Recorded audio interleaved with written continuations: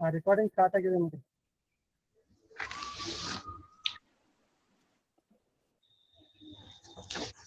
Hello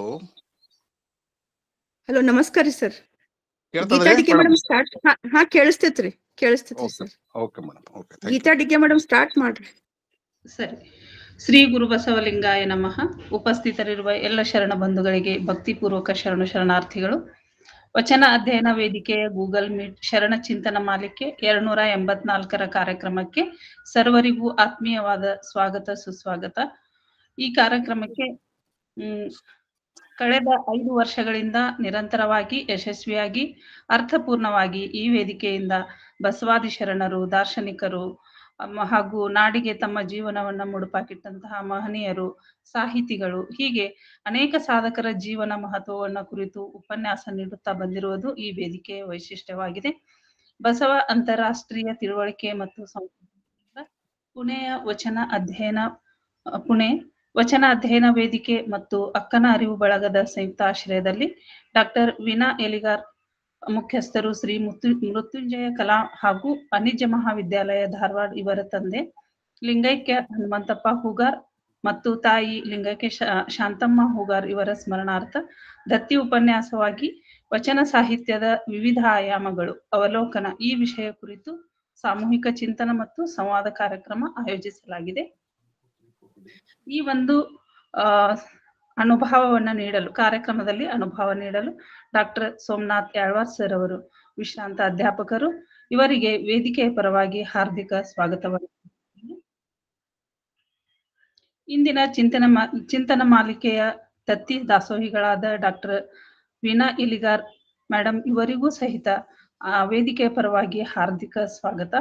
ಸಂಯೋಜಕರಾದ ಹಾಗೂ ಈ ಒಂದು ವೇದಿಕೆಯ ಸಂಸ್ಥಾಪಕರಾದಂತಹ ಡಾಕ್ಟರ್ ಶಶಿಕಾಂತ್ ಪಟ್ಟಣ್ ಸರ್, ಶರಣ ರುದ್ರಮೂರ್ತಿ ಪ್ರಭು, ಶರಣ ಕುಮಾರ್ ರಾಜಣ್ಣ ಇವರಿಗೂ ಹಾರ್ದಿಕವಾದಂತಹ ಸ್ವಾಗತ. ವಚನ ಪ್ರಾರ್ಥನೆ ಮಾಡಲಿರುವಂತಹ ಸಹೋದರಿ ಶರಣೆ ಪ್ರೇಮಕ್ಕ ಹೊರಟ್ಟಿ ಇವರಿಗೂ, ವಚನ ಮಂಗಳ ಹೇಳಲಿರುವ ಶರಣೆ ವಿದ್ಯಾ ಮಗ್ದುಮ್ ಅವರಿಗೂ ಹಾರ್ದಿಕವಾಗಿ ಸ್ವಾಗತ. ಉಪಸ್ಥಿತರಿರುವ ಎಲ್ಲ ಶರಣ ಬಂಧುಗಳಿಗೆ ಅನಂತ ವಂದನೆಗಳೊಂದಿಗೆ ಸ್ವಾಗತವನ್ನ ಕೋರುತ್ತೇನೆ. ಮೊದಲನೆಯದಾಗಿ ವಚನ ಪ್ರಾರ್ಥನೆ ಹೇಳುವವರು ಸಹೋದರಿ ಶರಣೆ ಪ್ರೇಮಕ್ಕ ಹೊರಟ್ಟಿ. ಆಯ್ತು ಅಕ್ಕ. ಎಲ್ಲರಿಗೂ ಶರಣಾರ್ಥಿ. ನಾನೊಂದು ಬಸವಣ್ಣನವರ ವಚನ ಹಾಡ್ತೇನೆ. ತನಗೆ ಮುನಿವರಿಗೆ ತಾ ಮುನಿಯಲೇ ಕೈಯ, ತನಗೆ ಮುನಿವರಿಗೆ ತಾ ಮುನಿಯಲೇ ಕೈಯ, ತನಗಾದ ಆಗೇನು ಅವರಿಗಾದ ಚೇಗೇನು, ತನಗಾದ ಆಗೇನು ಅವರಿಗಾದ ಚೇಗೇನು, ತನಗೆ ಮುನಿವರಿಗೆ ತಾ ಮುನಿಯಲೇ ಕೈಯ. ತನುವಿನ ಕೋಪ ತನ್ನ ಹಿರಿಯತನದ ಕೇಡು, ತನುವಿನ ಕೋಪ ತನ್ನ ಹಿರಿಯತನದ ಕೇಡು, ಮನದ ಕೋಪ ತನ್ನ ಅರಿವಿನ ಕೇಡು, ಮನದ ಕೋಪ ತನ್ನ ಅರಿವಿನ ಕೇಡು, ತನಗೆ ಮುನಿವರಿಗೆ ತಾ ಮುನಿಯಲೇ ಕೈಯ, ತನಗೆ ಮುನಿವರಿಗೆ ತಾ ಮುನಿಯಲೇ ಕೈಯ. ಮನೆಯೊಳಗಣ ಕಿಚ್ಚು ಮನೆಯ ಸುಟ್ಟಲ್ಲದೆ, ಮನೆಯೊಳಗಣ ಕಿಚ್ಚು ಮನೆಯ ಸುಟ್ಟಲ್ಲದೆ, ನೆರೆ ಮನೆಯ ಸುಡದು ಕೂಡಲ ಸಂಗಮ ದೇವ, ನೆರೆ ಮನೆಯ ಸುಡದು ಕೂಡಲ ಸಂಗಮ ದೇವ, ತನಗೆ ಮುನಿವರಿಗೆ ತಾ ಮುನಿಯಲೇ ಕೈಯ, ತನಗಾದ ಆಗೇನು ಅವರಿಗಾದ ಚೇಗೇನು, ತನಗಾದ ಆಗೇನು ಅವರಿಗಾದ ಚೇಗೇನು ತನಗೆ ಮುನಿವರಿಗೆ ತಾ ಮುನಿಯಲೇ ಕೈಯ ತನಗೆ ಮುನಿವರಿಗೆ ತನಗೆ ಮುನಿವರಿಗೆ ತನಗೆ ಮುನಿವರಿಗೆ ತಾ ಮುನಿಯಲೇ ಕೈಯ. ಎಲ್ಲರಿಗೂ ಶರಣು ಶರಣಾರ್ಥಿ. ಧನ್ಯವಾದಗಳು. ಸುಂದರ ಸುಮಧುರ ಬಸವಣ್ಣನವರ ವಚನದೊಂದಿಗೆ ವಚನ ಪ್ರಾರ್ಥನೆ ಗೈದಂತಹ ಶರಣೆ ಪ್ರೇಮಕ್ಕ ಹೊರಟ್ಟಿ ಅವರಿಗೆ ವೇದಿಕೆಯ ಪರವಾಗಿ ಅನಂತ ಧನ್ಯವಾದಗಳು. ಈಗ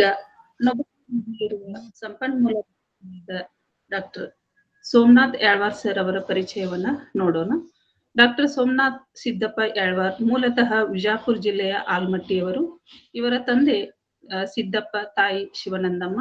ಸರ್ ಇವರು ಕರ್ನಾಟಕ ವಿಶ್ವವಿದ್ಯಾಲಯ ಧಾರವಾಡದಲ್ಲಿ MA ಕನ್ನಡ ಪದವಿಯನ್ನು ಪೂರ್ಣಗೊಳಿಸಿರುವರು. ಕರ್ನಾಟಕ ವಿಶ್ವವಿದ್ಯಾಲಯದಿಂದಲೇ ಭಾಷಾಶಾಸ್ತ್ರದಲ್ಲಿ ಡಿಪ್ಲೊಮಾವನ್ನು ಪೂರ್ಣಗೊಳಿಸಿರುವರು. 1995ರಲ್ಲಿ ಆದಾಯ ಒಂದು ಅಧ್ಯಯನ ಎಂಬ ವಿಷಯವನ್ನು ಕುರಿತು ಸಂಶೋಧನಾ ಪ್ರಬಂಧವನ್ನು ಸಾದರಪಡಿಸಿ ಗುಲ್ಬರ್ಗಾ ವಿಶ್ವವಿದ್ಯಾಲಯದಿಂದ PhD ಪದವಿಯನ್ನ ಸಂಪಾದಿಸಿರುವರು.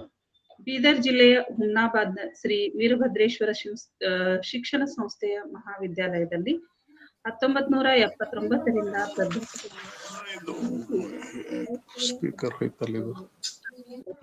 34 ವರ್ಷಗಳ ತುಂಬು ಜೀವನವನ್ನ ಪೂರ್ಣಗೊಳಿಸಿರುವರು. ಡಾಕ್ಟರ್ ಯಾಳ್ವಾರ್ ಸರ್ ಅವರ ಮಾರ್ಗದರ್ಶನದಲ್ಲಿ ವಿಶ್ವವಿದ್ಯಾಲಯದಿಂದ 8 ಜನ PhD ಮಾರ್ಗದರ್ಶನವನ್ನ ಪಡೆದಿರುವರು.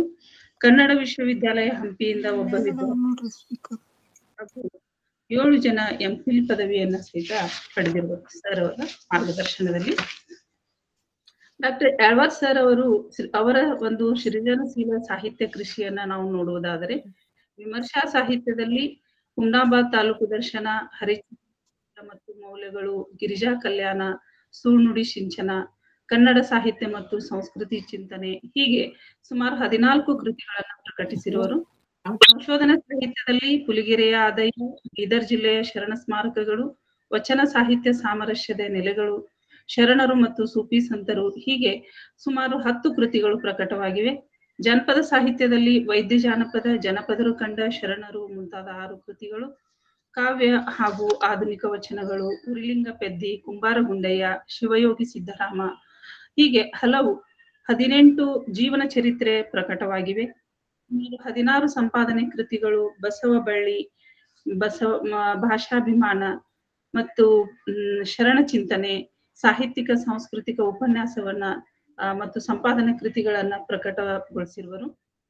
ಅನೇಕ ಕಡೆಗೆ ಭಾಷಾಭಿಮಾನ ಮತ್ತು ಕನ್ನಡ ಜಾಗೃತಿ ಇವುಗಳನ್ನು ಕುರಿತು ಸಾಕಷ್ಟು ಕಡೆಗಳಲ್ಲಿ ಕಲಬುರ್ಗಿ, ಬಾಗೇವಾಡಿ ಮುಂತಾದ ಕಡೆಯಲ್ಲಿ ಸಾಕಷ್ಟು ಉಪನ್ಯಾಸಗಳನ್ನು ಸಹಿತ ನೀಡಿರುವರು.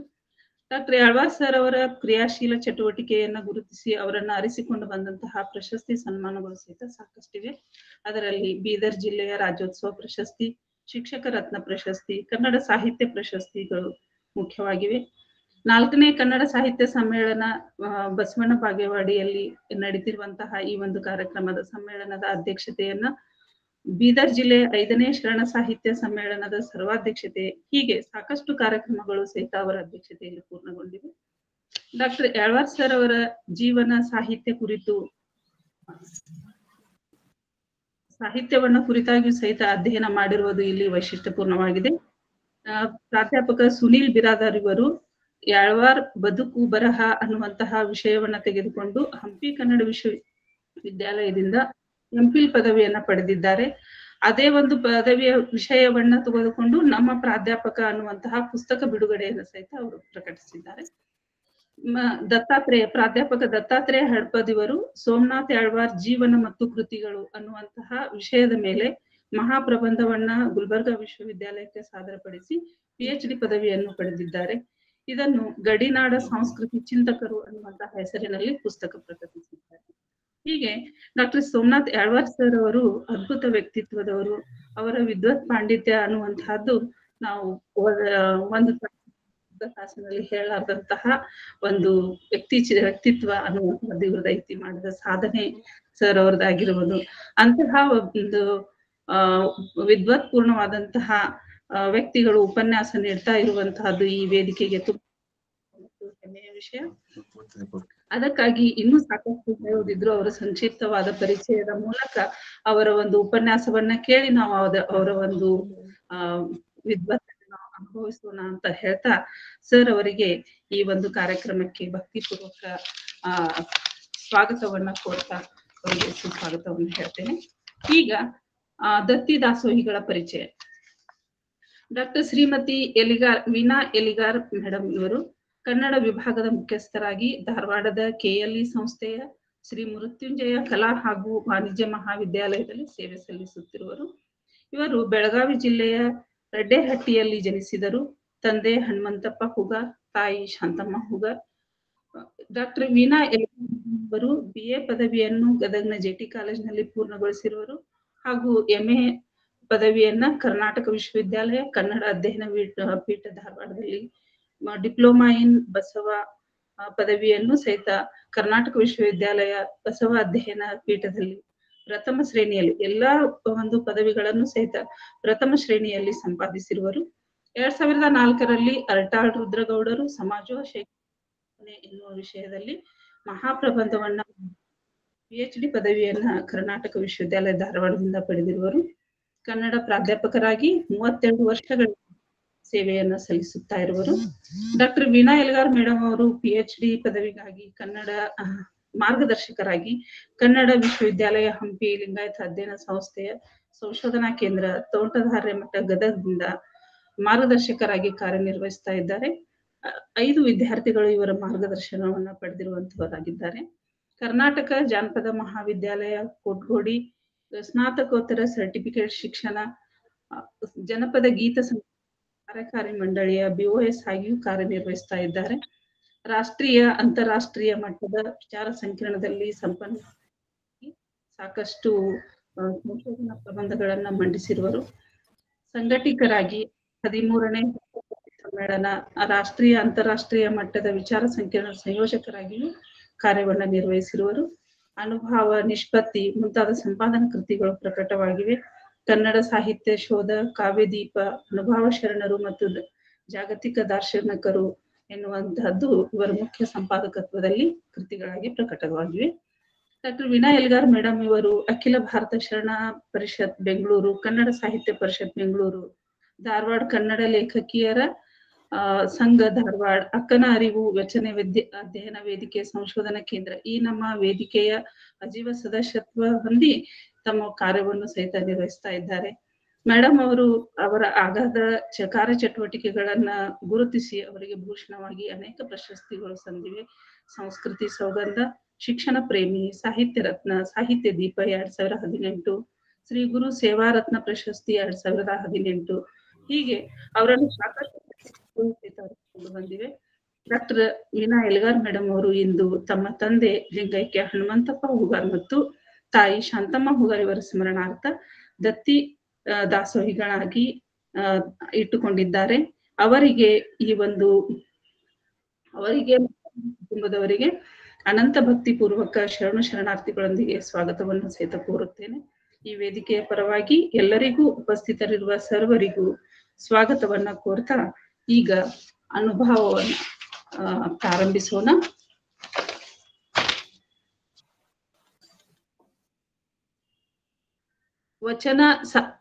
ವಚನ ಸಾಹಿತ್ಯದ ವಿವಿಧ ಆಯಾಮಗಳು ಅವಲೋಕನ ಈ ವಿಷಯವನ್ನ ಕುರಿತು ಡಾಕ್ಟರ್ ಸೋಮನಾಥ್ ಯಾಳ್ವಾರ್ ಸರ್ ಅವರು ಅನುಭವವನ್ನ ನೀಡಲಿದ್ದಾರೆ. ಅದನ್ನ ನಾವೆಲ್ಲರೂ ಸಹಿತ ಅವರ ಒಂದು ವಿದ್ವತ್ಪೂರ್ಣವಾದಂತಹ ಉಪನ್ಯಾಸವನ್ನ ಆಲಿಸೋಣ ಅಂತ ಹೇಳ್ತಾ, ಸರ್ ತಮಗೆ ಈ ವೇದಿಕೆಗೆ ಸ್ವಾಗತ. ಎಲ್ಲರಿಗೂ ಶರಣಾರ್ಥಿ. ಹಲೋ, ಕೇಳ್ತದ್ರೆ? ಕೇಳುತ್ತೆ ಸರ್, ಕೇಳುತ್ತೆ. ಸರ್ವರಿಗೂ ಶರಣಾರ್ಥಿಗಳು. ಓಂ ಶ್ರೀ ಗುರು ಬಸವಲಿಂಗಾಯ ನಮಃ. ಎನ್ನ ವಾಮಕ್ಷೇಮ ನಿಮ್ಮದಯ್ಯ, ಎನ್ನ ಹಾನಿ ವೃದ್ಧಿ ನಿಮ್ಮದಯ್ಯ, ಎನ್ನ ಮಾನಾಪಮಾನ ನಿಮ್ಮದಯ್ಯ, ಬಳ್ಳಿಗೆ ಕಾಯಿ ದಿಮ್ಮೆತ್ತೆ ಕೂಡಲ ಸಂಗಮ ದೇವ. ಇವತ್ತು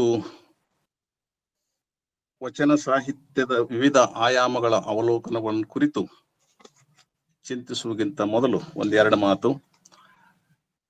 ಡಾಕ್ಟರ್ ಶಶಿಕಾಂತ್ ಪಟ್ಟಣ ಅವರು ನಾವು ಒಂದು ಕಾರ್ಯಕ್ರಮದಲ್ಲಿ ಭಾಗಿಯಾಗಿದ್ದಾಗ ಈ ವಿಷಯದ ಬಗ್ಗೆ ಸ್ವಲ್ಪ ಮಟ್ಟಿಗೆ ಚರ್ಚೆ ಮಾಡಿದ್ದು. ಅವರು ಬಹಳ ಸಲ ಇಲ್ಲಿ ಗೂಗಲ್ ಮೀಟ್ನೊಳಗೆ ಅದನ್ನ ಮಾತಾಡ್ರಿ ಅಂತಂದ್ರೆ ನನ್ನ ಕಾರ್ಯ ಬಾಹುಳ್ಯದ ಒಂದು ನಿಮಿತ್ತವಾಗಿ ಬಹಳ ದಿವಸದಿಂದ ನಾನು ಈ ಗೂಗಲ್ ಮೀಟ್ ಕಾರ್ಯಕ್ರಮ ತಪ್ಪಿಸಿಕೊಂಡೆ. ಅದಕ್ಕೆ ಮೊದಲು ಶಶಿಕಾಂತ್ ಪಟ್ಟಣ ಅವರಿಗೂ ಮತ್ತು ಸುಧಾ ಪಾಟೀಲ್ ಸಹೋದರಿಯರಿಗೂ ಮತ್ತು ಜಳಕಿ ಮೇಡಮ್ ಅವರಿಗೂ ಮೊದಲು ನಾನು ಶರಣಾರ್ಥಿ ಹೇಳಿ ಕ್ಷಮೆ ಕೇಳಿನೇ ನಾನು ಪ್ರಾರಂಭ ಮಾಡ್ತಾ ಇದ್ದೇನೆ. ಇವತ್ತು ಬಹುಶಃ ಈ ವಿಷಯವನ್ನು ಕುರಿತು ಮಾತನಾಡುವ ಮೊದಲು ಒಂದು ಮಾತನ್ನ ಹೇಳಲಿಕ್ಕೆ ಇಷ್ಟಪಡ್ತೇನೆ. ಏನು ಅಂತಂದ್ರೆ, ಜಗತ್ತಿನ ವಿಶಿಷ್ಟವಾಗಿರುವಂತಹ ಸಾಹಿತ್ಯದೊಳಗ ಬಹಳ ಪ್ರಮುಖವಾಗಿರುವಂತಹದ್ದು ವಚನ ಸಾಹಿತ್ಯ. ಇದರ ಎಲ್ಲ ಆಯಾಮಗಳನ್ನ ಕುರಿತು ಬಹುಶಃ 1 ಗಂಟೆಯೊಳಗ ಮಾತನಾಡೋದು ಬಹಳ ಅಸಾಧ್ಯವಾದಂತ ಮಾತು ಅನ್ನೋದನ್ನ ನಾನು ಮೊಟ್ಟ ಮೊದಲು ತಮ್ಮ ಮುಂದೆ ಹೇಳಿನೇ ನಾನು ವಿಷಯ ಪ್ರಸ್ತಾಪ ಮಾಡ್ಲಿಕ್ಕೆ ಪ್ರಯತ್ನ ಮಾಡ್ತೇನೆ. ಯಾಕಂದ್ರೆ ವಚನಗಳು, ಆ ವಚನಗಳ ಆಯಾಮಗಳನ್ನು ಗುರುತಿಸುವಂತ ಮೊದಲು ನಾವು ವಚನಗಳ ಮಹತ್ವದ ಬಗ್ಗೆ ಒಂದು ಮಾತನ್ನ ಹೇಳಲಿಕ್ಕೆ ಇಷ್ಟಪಡ್ತೇನೆ. ಈ ವಚನ ಸಾಮಾನ್ಯವಾಗಿ ನೀವು ಅರಿತುಕೊಂಡಂತೆ ಇದು ಯಾವುದೋ ಒಂದು ಪಾಂಡಿತ್ಯದ ಪ್ರದರ್ಶನಕ್ಕಾಗಿ ಆಗಲಿ, ರಾಜರನ್ನ ಹೊಗಳುವುದಕ್ಕಾಗಿ ಆಗಲಿ, ಅಥವಾ ಇನ್ನಾವುದೋ ಕೀರ್ತಿಗಾಗಿ ರಚನೆಯಾದಂತ ಸಾಹಿತ್ಯ ಅಲ್ಲ. ಇದು ಜನರಿಂದ ಜನರಿಗಾಗಿ ಹುಟ್ಟಿ ಜನರ ಮಧ್ಯದಲ್ಲಿ ಬಾಳಬೇಕಾದಂತ ಒಂದು ಸಾಹಿತ್ಯ ಈ ವಚನ ಸಾಹಿತ್ಯ ಆಗಿರೋದ್ರಿಂದ ಶರಣರ ಉದ್ದೇಶ ಬಹಳ ಸ್ಪಷ್ಟವಾಗಿ ಜನಸಾಮಾನ್ಯರಿಗಾಗಿ ಇರೋದನ್ನ ನಾವು ಈ ವಚನದಲ್ಲಿ ಗುರುತಿಸ್ತೇವೆ. ಇದರ ಆಳವನ್ನ, ಆಯಾಮಗಳನ್ನ ಗುರುತಿಸಕ್ಕಿಂತ ಪೂರ್ವದೊಳಗ ಇದು ನಾವು ಅದರ ಉಗಮ ಬಗ್ಗೆ ಕೂಡ ಒಂದೆರಡು ಮಾತು ಹೇಳಲಿಕ್ಕೆ ನಾನು ಇಷ್ಟಪಡ್ತೇನೆ. ಯಾಕೆ ಅಂತಂದ್ರೆ, ಇದು ಕನ್ನಡ ಸಾಹಿತ್ಯದಲ್ಲಿ ಅಷ್ಟೇ ಅಲ್ಲ, ವಿಶ್ವದ ಎಲ್ಲ ಭಾಷೆಗಳ ಸಾಹಿತ್ಯದ ದೃಷ್ಟಿಯಿಂದ ಗಮನಿಸಿದರೂ ಕೂಡ ವಚನ ಸಾಹಿತ್ಯ ವಿನೂತನವಾದದ್ದು ಅನ್ನುವಂತ ಸತ್ಯವನ್ನ ಎಲ್ಲರೂ ಒಪ್ಪಿಕೊಂಡಿರುವಂತಹದ್ದು. ಯಾವುದೇ ಒಂದು ಸಾಹಿತ್ಯ ಜನಿಸಿದಾಗಲೇ ಶಾಸ್ತ್ರದ ಸ್ಥಾನಮಾನವನ್ನ ಪಡೆದು ಹೊಸ ಧರ್ಮವೊಂದರ ಹುಟ್ಟಿಗೆ ಕಾರಣವಾಗಿದ್ರ ಅದು ಇಡೀ ಜಗತ್ತಿನೊಳಗೆ ಒಂದೇ ಒಂದು, ಅದು ವಚನ ಸಾಹಿತ್ಯ ಅನ್ನುವಂತಹದ್ದು. 12ನೇ ಶತಮಾನಕ್ಕಿಂತ ಮುಂಚೆ ಕನ್ನಡದಲ್ಲಿ ಅಷ್ಟೇ ಅಲ್ಲ, ವಿಶ್ವದ ಯಾವ ಭಾಷೆಯಲ್ಲಿಯೂ ಕೂಡ ಇಂತಹ ಒಂದು ಸಾಹಿತ್ಯದ ಪ್ರಕಾರ ಕಂಡು ಬರೋದಿಲ್ಲ ಅನ್ನೋದು ಎಲ್ಲರಿಗೂ ಗೊತ್ತು. ನಮ್ಮಲ್ಲಿ ಜನಪದದೊಳಗೆ ತ್ರಿಪದಿಗಳಿದ್ದು, ಹಂತಿ ಹಾಡಿದ್ದು, ಬಿಸುಕಲ್ಲ ಪದಗಳಿದ್ದು, ಕುಟ್ಟು ಹಾಡುಗಳಿದ್ದು, ಇವೆಲ್ಲ ಮಾದರಿಗಳ ರಚನೆಯಾಗಿದ್ರು ಕೂಡ ಆದ್ರೆ ವಚನ ಸಾಹಿತ್ಯ ಉಗಮವಾದದ್ದು ಇದು ಇವೆಲ್ಲವುಗಳನ್ನ ಇಟ್ಕೊಂಡ್ರು ಕೂಡ, ಒಳಗ್ ಬಳಸ್ಕೊಂಡ್ರು ಕೂಡ ವಿಶಿಷ್ಟವಾಗಿರ್ತಕ್ಕಂಥ ರೀತಿಯೊಳಗೆ ಇದು ರಚನೆ ಆಯ್ತು ಅಂತಕ್ಕಂಥದ್ದನ್ನ ಅದರ ಆಯಾಮದಲ್ಲಿ ನಾವು ಗುರುತಿಸ್ತೇವೆ. ಇದು ಮೊಟ್ಟ ಮೊದಲು ಹುಟ್ಟಿಕೊಂಡದ್ದು ಎಲ್ಲಿ ಅನ್ನುವಂಥದ್ದು ಇನ್ನೂ ಸಂಶಯ. ಇದು ಸಂಗಮದಲ್ಲಿ ಆಯ್ತು ಅಂತ, ಮಂಗಳವೇಡಿಯಲ್ಲಿ ಆಯ್ತು ಅಂತ, ಕಲ್ಯಾಣದಲ್ಲಿ ಉಗಮ ಆಯ್ತು ಅನ್ನೋದನ್ನ ಗಮನಿಸ್ತೇವೆ. ಆದ್ರೆ ವಚನ ಅನ್ನುವಂತ ಪದವನ್ನ ಇಟ್ಟುಕೊಳ್ಳುವುದಕ್ಕಿಂತ ಮುಂಚೆ ಶರಣರು ಬಹುಶಃ ಬಹಳಷ್ಟು ಚರ್ಚೆ ಮಾಡಿದ್ದಾರೆ ಅನ್ನುವಂಥದ್ದು ಸುಳಿವು, ಒಂದು ಸುಳಿವಿನ ಆಯಾಮ ನಮಗೆ ಸಿಗ್ತದೆ ವಚನದೊಳಗೆ. ಅದಕ್ಕೆ ಬಸವಣ್ಣನವರ ಮಹಾಮನೆ ಅದು ಮಂಗಳವೇಡೆ ಮತ್ತು ಕಲ್ಯಾಣದೊಳಗ ಆರಂಭವಾದಾಗ ಇದಕ್ಕೆ ಬಹುಶಃ ವಚನ ಅಂತ ಅದು ಕರೆದಿರೋದು ಸಾಧ್ಯತೆ ಇಲ್ಲ ಅಂತ ಅನಿಸ್ತದೆ. ಇದು ಪ್ರಮುಖವಾಗಿ ವಚನ ಸಾಹಿತ್ಯ ಮುಖ್ಯವಾಗಿ ಲಿಂಗದ ಮೇಲಿನ ಅಸೀಮ ಭಕ್ತಿ ಮತ್ತು ಜಂಗಮದ ಮೇಲಿನ ನಿಸ್ಪೃಹ ಕಾಳಜಿಯಿಂದ ಹುಟ್ಟಿದೆ ಅಂತ ನಾವು ಗುರುತಿಸ್ತೇವೆ. ವಚನದ ಆಯಾಮಗಳನ್ನ ಸ್ಥೂಲವಾಗಿ ಅಷ್ಟೇ ಆಳವಾಗಿ ಬಸವಣ್ಣವರು ಒಂದು ವಚನದಲ್ಲಿ ಬೆರಳಿಟ್ಟು ತೋರಿಸಿದ್ದಾರೆ ಅನ್ನುವಂತ ಮಾತನ್ನ ನಾವಿಲ್ಲಿ ಗಮನಿಸ್ಲಿಕ್ಕೆ ಸಾಧ್ಯ ಇದೆ ಅಂತ ಅನಿಸ್ತದೆ. ಅದು ಏನ ವಚನ ಅಂತಂದ್ರೆ, ಭಕ್ತಿ ಎಂಬ ಪೃಥ್ವಿಯ ಮೇಲೆ ಗುರುವೆಂಬ ಬೀಜವಂಕುರಿಸಿ ಲಿಂಗವೆಂಬ ಎಲೆಯಾಯಿತ್ತು. ಲಿಂಗವೆಂಬ ಎಲೆಯ ಮೇಲೆ ವಿಚಾರವೆಂಬ ಹೂವಾಯಿತ್ತು, ಆಚಾರವೆಂಬ ಕಾಯಾಯಿತ್ತು, ನಿಷ್ಪತ್ತಿ ಎಂಬ ಹಣ್ಣು ತೊಟ್ಟು ಬಿಟ್ಟು ಕಳಚಿ ಬೀಳುವಲ್ಲಿ ಕೂಡಲ ಸಂಗಮ ದೇವ ತನಗೆ ಬೇಕೆಂದು ಎತ್ತಿಕೊಂಡ. ಈ ಒಂದು ವಚನದ ಇದು ಒಂದು ಸಾಂಕೇತಿಕ ವಚನ ಅಂತ ನಾವು ಇಟ್ಟುಕೊಂಡ್ರೆ, ವಚನ ಸಾಹಿತ್ಯದ ಎಲ್ಲ ಆಯಾಮಗಳನ್ನ ಇದರಲ್ಲಿ ನಾವು ಗುರುತಿಸ್ಲಿಕ್ಕೆ ಸಾಧ್ಯ ಇದೆ ಅಂತ ನನಗನಿಸ್ತದೆ. ಇದು ವ್ಯಕ್ತಿನಿಷ್ಠ ಮಾನವನ ವ್ಯಕ್ತಿತ್ವದ ವಿಕಾಸವನ್ನ ಈ ವಚನ ತಿಳಿಸ್ತದೆ ಅಂತ ಎಲ್ಲರಿಗೂ ಗೊತ್ತಿದೆ. ವ್ಯಕ್ತಿನಿಷ್ಠ ಮಾನವನ ವ್ಯಕ್ತಿತ್ವದ ವಿಕಾಸವನ್ನ ಈ ವಚನ ಹೇಳ್ತದೆ.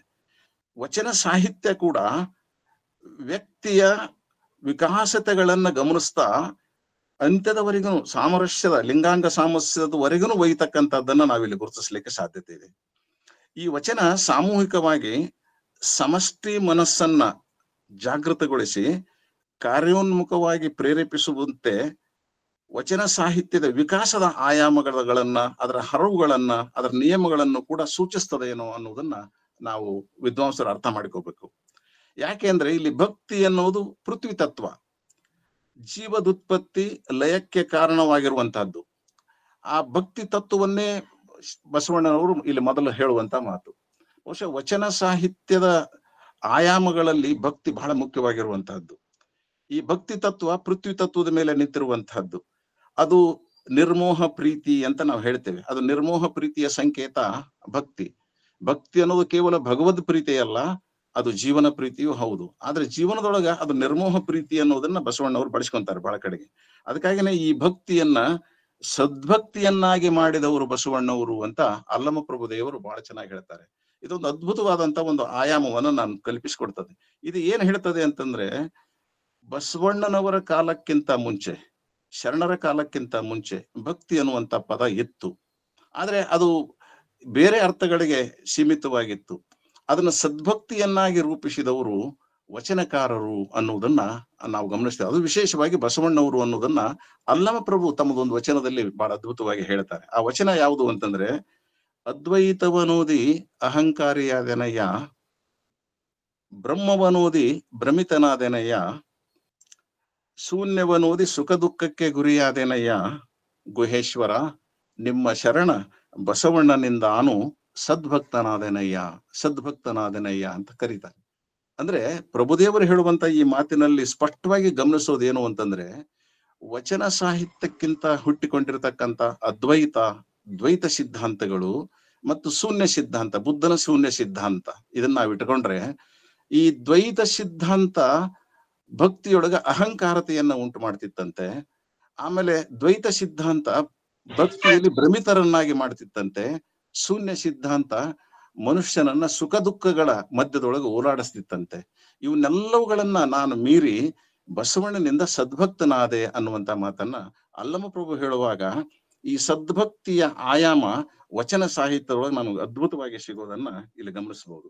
ಈ ಸದ್ಭಕ್ತಿ ಸಾಧನೆಯ ಮಾರ್ಗ ಇದು ಅನುಭವದ ಮಾರ್ಗ ಅನ್ನೋದು ಕೂಡ ಬಹಳ ಮುಖ್ಯವಾಗಿರುವಂತಹದ್ದು. ಅದನ್ನೇ ಪ್ರಭುದೇವರು ಅಲ್ಲಿ ಕಟ್ಟಿಕೊಡ್ತಾರೆ ಅನ್ನೋದು. ಈ ಅನುಭವ ಮಾರ್ಗ ಬಹುಶಃ ವಚನ ಸಾಹಿತ್ಯದ ದೃಷ್ಟಿಯಲ್ಲಿ ನಾವು ಗಮನಿಸಿಕೊಂಡಾಗ ಇದು ಸರಳ ಅನಿಸಿದ್ರು ಕೂಡ ಅದು ಸುಲಭ ಅಲ್ಲ. ಅದು ಅವರೇ ಹೇಳ್ತಾರೆ ಒಂದು ಕಡೆಗೆ, ಅದು ಕರಗಸದಂತೆ ಹೋಗುತ್ತಾ ಬರುತ್ತಾ ಕೊಯ್ತದೆ ಅನ್ನುವಂತ ಮಾತನ್ನ ಬಸವಣ್ಣವರು ಅಲ್ಲಿ ಬಳಸ್ತಾರೆ. ಆದ್ರೂ ಕೂಡ ಇದನ್ನು ಮಾಡ್ಲೇಬೇಕು ಅನ್ನುವಂತಹದ್ದು ಮುಖ್ಯವಾಗಿರತಕ್ಕಂಥದ್ದು. ಈ ನಿಸ್ಪೃಹವಾದಂತಹ ಪ್ರೀತಿ ಅಥವಾ ನಿರ್ಮೋಹವಾದಂತಹ ಪ್ರೀತಿಯನ್ನ ನಾವಿಲ್ಲಿ ಬೆಳೆಸಿಕೊಳ್ಳೇಬೇಕು ಅನ್ನುವಂತ ಒಂದು ವಿಸ್ತಾರತೆಯನ್ನ ವಚನ ಸಾಹಿತ್ಯ ನಮಗೆ ಕಟ್ಟಿಕೊಡ್ತದೆ.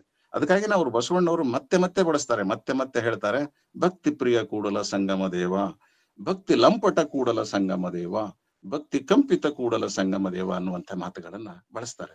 ಈ ಅನುಭವವನ್ನ ಬಹಳ ಅದ್ಭುತವಾಗಿ ವಚನಗಳು ನಮಗ ಕಟ್ಟಿಕೊಡ್ತವೆ. ಈ ಭಕ್ತಿಯ ಬೇರು ಮತ್ತು ಬೀಜ ಎಲ್ಲ ಭೂಮಿಯಲ್ಲಿದೆ ಅನ್ನೋದನ್ನ ಅದು ಹೇಳುವಂತ ಮಾತು. ಅದಕ್ಕಾಗಿನೇ ಬಸವಣ್ಣವರು ಭಕ್ತಿ ಅನ್ನುವಂತ ಪೃಥ್ವಿಯ ಮೇಲೆ ಅನ್ನುವಂತಹದ್ದನ್ನ ಬಳಸ್ಕೊಂತಾರೆ. ಭಕ್ತಿ ಅನ್ನುವಂತಹದ್ದು ಬೇರೆ ಕಡೆಗೆಲ್ಲ ಅದು ಇಲ್ಲೇ ಇದೆ, ಈ ಜಗತ್ತಿನೊಳಗನೆ ಇದೆ ಅಂತ. ಅಂದ್ರೆ ಈ ಹಿನ್ನೆಲೆಯೊಳಗ ವಚನ ಸಾಹಿತ್ಯ ನಮಗ ಇನ್ನೊಂದು ಆಯಾಮವನ್ನ ಗುರುತಿಸ್ಕೊಡ್ತದ. ಏನು ಅಂತಂದ್ರೆ, ಈ ಬದುಕನ್ನ ಪ್ರೀತಿಸ್ಬೇಕು, ಈ ನೆಲವನ್ನ ಪ್ರೀತಿಸ್ಬೇಕು, ಇದು ನೆಲದ ಪ್ರೀತಿಯನ್ನ ಹೇಳುವಂತಹದ್ದು. ಅದಕ್ಕಾಗಿನೇ ಮರ್ತ್ಯಲೋಕ, ದೇವಲೋಕ ಬೇರೆ ಇಲ್ಲ ಅನ್ನುವಂತ ಮಾತುಗಳನ್ನೆಲ್ಲ ಮುಂದೆ ಬಳಸ್ಕೊಂತ ಹೋಗ್ತಾರೆ. ಈ ಭಕ್ತಿಯ ಬೀಜವನ್ನ ಕಾಣ್ಲಿಕ್ಕೆ ಈ ಭೂಮಿ ಮೇಲೆ ಸಾಧ್ಯ. ಅದಕ್ಕಾಗಿ ಅದನ್ನ ಹೆಂಗ ನಾವು ಅರ್ಥ ಮಾಡಿಕೋಬೇಕು ಅನ್ನೋದಕ್ಕ ಎಷ್ಟು ಸೊಗಸಾದ ಆಯಾಮಗಳನ್ನ ವಚನ ಸಾಹಿತ್ಯ ನಿರ್ಮಾಣ ಮಾಡ್ತದೆ ಅಂತಂದ್ರೆ, ಈ ಪಿಂಡ ಸ್ಥಳ, ಪಿಂಡ ಜ್ಞಾನ ಸ್ಥಳ, ಸಂಸಾರ ಹೇಯ ಸ್ಥಳ, ಗುರುಕರ್ಣ ಸ್ಥಳ ಇತ್ಯಾದಿಗಳನ್ನ ಇಲ್ಲಿ ವಚನಗಳು ನಮಗ್ ತಿಳಿಸ್ತವೆ. ಇವೆಲ್ಲವುಗಳು ಭಕ್ತಿ ಸ್ಥಳದ ಆವರಣದ ಒಳಗಡೆಗೇನೆ ಇವೆ ಅನ್ನುವಂತಹದ್ದನ್ನ ನಾವು ಸೂಕ್ಷ್ಮವಾಗಿ ಗುರುತಿಸ್ಲಿಕ್ಕೆ ಸಾಧ್ಯ ಇದೆ. ಇದೊಂದು ಭಕ್ತಿ ಅನ್ನುವಂತ ಆಯಾಮಕ್ಕ ಅದ್ಭುತವಾದಂತ ಆವರಣಗಳನ್ನ ವಚನಗಳು ನಮಗೆ ಕಟ್ಟಿಕೊಡ್ತವೆ. ಇವೆಲ್ಲವುಗಳು ಇಂಥವುಗಳ ಪರಿಜ್ಞಾನ ಉಂಟಾಗುವುದು ಇದು ಅನುಭವ ಗಮ್ಯವಾಗುವಂತಹ ಒಂದು ಸಂದರ್ಭದೊಳಗ. ಅದನ್ನ ಸಂಸ್ಕಾರ ಬಲದಿಂದ ಮಾತ್ರ ಇದು ಭಕ್ತಿಯನ್ನ ಅರಿಬಹುದು ಅನ್ನುವಂತ ವಚನಗಳು ಕೂಡ ನಮ್ಗೆ ಬೇಕಾದಷ್ಟು ಸಿಗ್ತಾವಲ್ಲಿ. ಆದ್ರೆ ಈ ಸಂಸ್ಕಾರ ಬಲವನ್ನ ಪಡೆಯೋದು ಹೇಗೆ ಅನ್ನೋದಕ್ಕ ವಚನ ಸಾಹಿತ್ಯದ ಮತ್ತೊಂದು ಮಗ್ಗುಲ ಆಯಾಮ ಏನು ಅಂತಂದ್ರೆ ಅದು ಶರಣ ಸಂಘದಿಂದ ಮಾತ್ರ ಸಾಧ್ಯ. ಅದು ಶರಣ ಸಂಘದ ಗಾಢ ಸಹಕಾರದಿಂದ ಮಾತ್ರ ಸಾಧ್ಯ. ಮತ್ತು ಇನ್ನೂ ಒಂದು ಮಾತನ್ನ ಶರಣರು ಹೇಳುವಂತದ್ದು ಏನು ಅಂದ್ರೆ ಈ ಅನುಭವ ಅಂತಕ್ಕಂಥದ್ದು ಈ ಸನ್ಯಾಸಿಗಳಿಗೆ ಬರುವುದಕ್ಕಿಂತ ಹೆಚ್ಚಾಗಿ ಸಂಸಾರಿಗಳಿಗೆನೆ ಬರ್ತದೆ ಅನ್ನುವಂಥದ್ದು. ಅದಕ್ಕೆ ಸಂಸಾರವನ್ನ ಹೇಯಸ್ಥಳ ಅಂತ ಬಳಸಿದ್ರು ಕೂಡ ಅದರ ಬಂಧನಗಳನ್ನ ಮಾತ್ರ ಹೇಯವಾಗಿ ಕಾಣ್ತಾರೆ ಹೊರತಾಗಿ ಸಂಸಾರವನ್ನ ಎಂದು ಅವರು ತ್ಯಜಿಸೋದಿಲ್ಲ. ಸಂಸಾರ ಬಹಳ ಮುಖ್ಯವಾದದ್ದು ಸಂಸ್ಕಾರಕ್ಕ ಅನ್ನೋದನ್ನ ವಚನಗಳು ನಮಗೆ ಹೇಳುವಂತಹದ್ದು ಕೂಡ ನಾವಲ್ಲಿ ಗಮನಿಸ್ಲಿಕ್ಕೆ ಸಾಧ್ಯ ಇದೆ. ಅದಕ್ಕೆ ಸಂಸಾರದ ಸತ್ಯಾನ್ವೇಷಣೆಯಿಂದ ಮಾತ್ರ ನಾವು ಇಲ್ಲಿ ನಿರ್ಮೋಹವಾದಂತ ಪ್ರೀತಿಯನ್ನ ಕಂಡುಕೊಳ್ಳಿಕ್ಕೆ ಸಾಧ್ಯತೆ ಇದೆ ಅನ್ನುವಂಥದ್ದು. ಅದಕ್ಕಾಗಿನೇ ಈ ಒಂದರ್ಥದೊಳಗ ಈ ಆತ್ಮಶೋಧನೆಯ ಅನ್ವೇಷಣೆ ವಚನ ಸಾಹಿತ್ಯದ ಬಹುದೊಡ್ಡ ಆಯಾಮ ಅಂತ ನಾನು ಅನ್ಕೊಂಡಿರುವಂತಹದ್ದು. ಈ ಆತ್ಮಶೋಧನೆ ಅನ್ನುವಂಥದ್ದನ್ನ ಹೇಳುವಾಗಲೇ ಬಸವಣ್ಣವರು ಇದನ್ನು ಬಳಸ್ತಾರೆ. ಲಿಂಗವೆಂಬ ಎಲೆಯಾಯಿತ್ತು.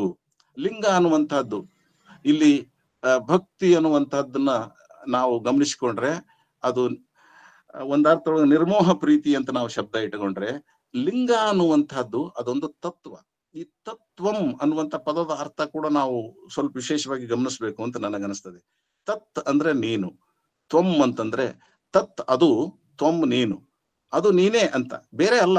ಇದನ್ನ ನಮ್ಮವ್ರು ಏನ್ ಮಾಡ್ತಾರೆ, ಬಹಳ ಮಂದಿ ಹೇಳುವಾಗ ಇದು ದ್ವೈತದ ಹಿನ್ನೆಲೆಯೊಳಗೆ ಬಳಸ್ಕೊಂತಾರೆ. ಇದು ತತ್ ಅಂತಂದ್ರೆ ಅದು ಅಂದ್ರೆ ನಿನ್ನ ಹೊರಗಿರೋದು, ಅದು ಬೇರೆ ಅಂತ. ಅದಲ್ಲ, ಇಲ್ಲಿ ಶರಣರು ಹೇಳುವಂತ ಈ ತತ್ವ ಅದು ನಿನ್ನೊಳಗೆ ಇರುವಂತಹದ್ದು, ನೀನೇ ಅಂತಕ್ಕಂಥ ಹಿನ್ನೆಲೆಯೊಳಗನೆ ಗುರುಸುವಂತಹದ್ದು. ಅದಕ್ಕಾಗಿ ಅದು ಲಿಂಗ ಅನ್ನುವಂಥದ್ದು ಬೇರೆ ಅಲ್ಲ, ಅದು ನೀನೇ ನಿನ್ನೊಳಗೆ ಇರುವಂತಹದ್ದು ಅನ್ನುವಂಥದ್ದು. ಅದು ಆತ್ಮಶೋಧನೆಯ ಅನ್ವೇಷಣೆಯಿಂದ ಕಾಣುವಂತಹದ್ದು. ಅದಕ್ಕೆ ಅದು ಲಿಂಗ ಅನ್ನುವಂತ ಎಲೆ ಎಲ್ಲದ ಅಂದ್ರೆ ಭುಕ್ತಿ ಅನ್ನುವಂತ ಪೃಥ್ವಿ, ಈ ಶರೀರ.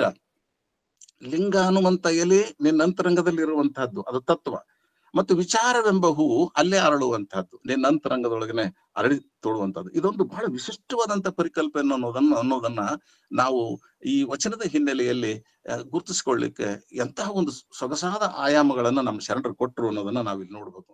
ಅಂದ್ರೆ ಈ ಯಾವುದೇ ಒಂದು ವಚನಗಳನ್ನ ಹೇಳುವಾಗ ಇದು ಬಾಹ್ಯ ಸ್ವರೂಪದ ವರ್ಣನೆಗಳನ್ನ ಮಾಡ್ತವೆ ಅಂತ ಅನಿಸಿದ್ರು ಕೂಡ ಆ ಶರಣರು ಬಹುಮುಖ್ಯವಾಗಿ ಅವುಗಳನ್ನ ಆಂತರಂಗಿಕವಾದಂತಹ ಬದುಕನ್ನ ಕಟ್ಟಿಕೊಡುವಲ್ಲಿ ಅವುಗಳನ್ನ ಬಳಸಿದ್ದಾರೆ ಅಂತಕ್ಕಂಥ ಪರಿಕಲ್ಪನೆಯನ್ನ ನಾವು ಇಟ್ಕೊಂಡ್ರೆ ವಚನಗಳ ಅರ್ಥ ಬಹಳ ಸೊಗಸಾಗಿ ಆಗತ್ತೆ ಅಂತ ನನ್ನ ವಿಚಾರ. ಈ ಲಿಂಗ ಅನ್ನುವಂತಹದ್ದೇನಿದೆಯಲ್ಲ, ಇದು ಅಂಗೈಗೆ ಒಂದು ಚುಳುಕಾಗಿರ್ತಕ್ಕಂಥದ್ದು ಒಂದು ಭೌತಿಕ ವಸ್ತು ಅಲ್ಲ. ಅದರ ವಿವರಣೆ ಮಾಡ್ಲಿಕ್ಕೆ ಹೋಗೋದಿಲ್ಲ. ಅದು ಹೆಂಗ ಬಂತು ಏನು ಬಂತು ಬೇಕಾಗಿಲ್ಲ. ಆದ್ರೆ ಅದನ್ನ ಸಾಕ್ಷಾತ್ ಪರವಸ್ತದ ಪ್ರತೀಕ ಅಂತ ನಾವು ಗುರುತಿಸ್ಕೋಬೇಕು ಅಂತಕ್ಕಂಥದ್ದು ಕೂಡ ವಚನ ಸಾಹಿತ್ಯ ಹೇಳ್ತದೆ. ಅಂದ್ರೆ ಇಲ್ಲಿ ಬರುವಂತ ವಿಚಾರ ಆಚಾರಗಳಾಗಲಿ ಈ ಲೌಕಿಕ ಬದುಕನ್ನ ಶುದ್ಧೀಕರಿಸುವಂತ ಸಾಧನಗಳು ಅಂತ ವಚನಗಳು ಹೇಳ್ತವೆ. ಈ ಆಚಾರ ವಿಚಾರ ಬರ್ತದೆ. ಇಲ್ಲಿ ಎಲ್ಲವುಗಳನ್ನ ಬಸವಣ್ಣವರು ದ್ವಂದ್ವ ರೀತಿಯೊಳಗೆ ಇಟ್ಟನೆ ಅವುಗಳಲ್ಲಿ ಸಾಮರಸ್ಯ ಉಂಟು ಮಾಡತಕ್ಕಂಥದ್ದನ್ನ ನಾವು ಗಮನಿಸ್ತೇವೆ.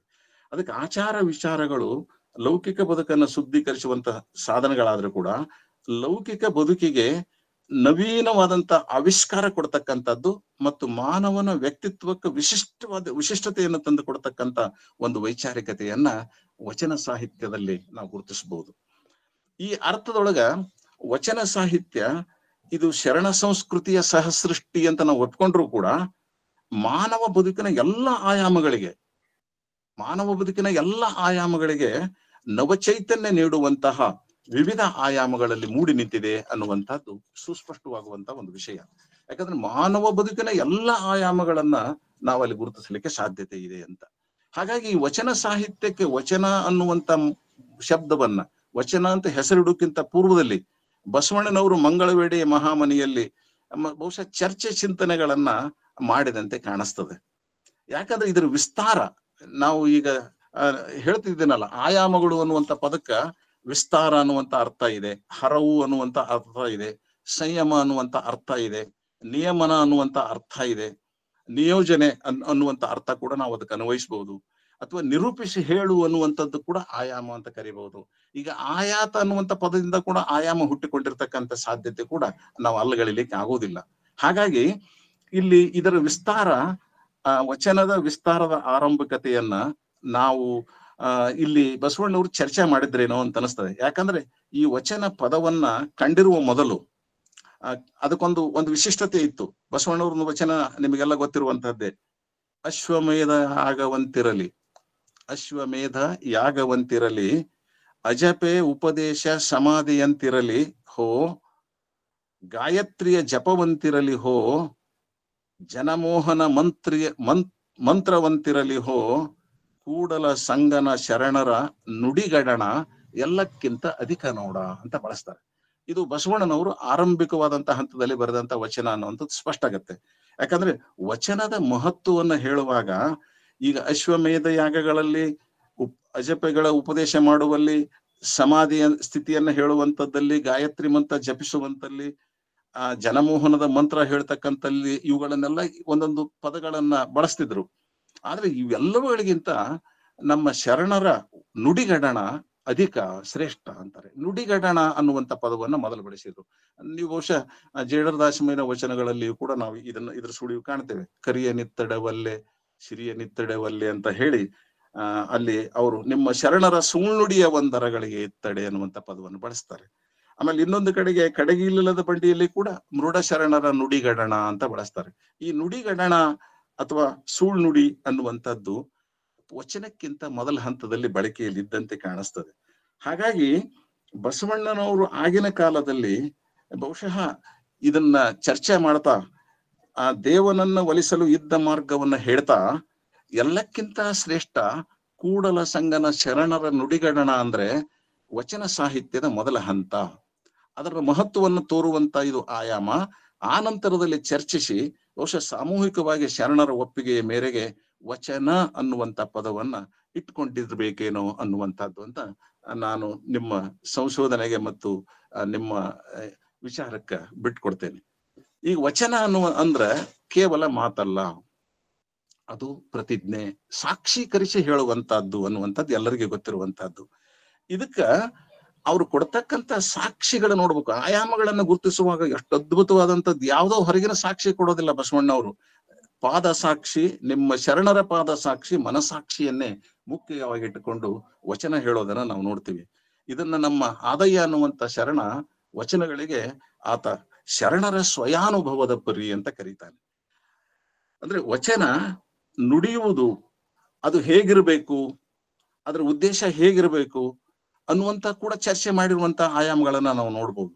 ಯಾಕಂದ್ರೆ ನಿಮಗೆಲ್ಲ ಈಗ ಅದರ ವಚನಗಳಲ್ಲಿ ಆರ್ಥಿಕ ಆಯಾಮ, ಧಾರ್ಮಿಕ ಆಯಾಮ, ಸಾಮಾಜಿಕ ಆಯಾಮಗಳ ಬಗ್ಗೆ ಸಾಮಾನ್ಯವಾದಂತ ಪರಿಚಯ ಇರೋದ್ರಿಂದ ನಾನು ಸ್ವಲ್ಪ ಮಟ್ಟಿಗೆ ಇಲ್ಲದೆ ಇರತಕ್ಕಂತ ಪರಿಚಯಗಳನ್ನ ಮಾಡಿಕೊಡುವಂತ ಹಿನ್ನೆಲೆಯೊಳಗೆ ಕೆಲವುಗಳನ್ನು ವಿವರವಾಗಿ ಹೇಳಲಿಕ್ಕೆ ಪ್ರಯತ್ನ ಪಡ್ತೇನೆ.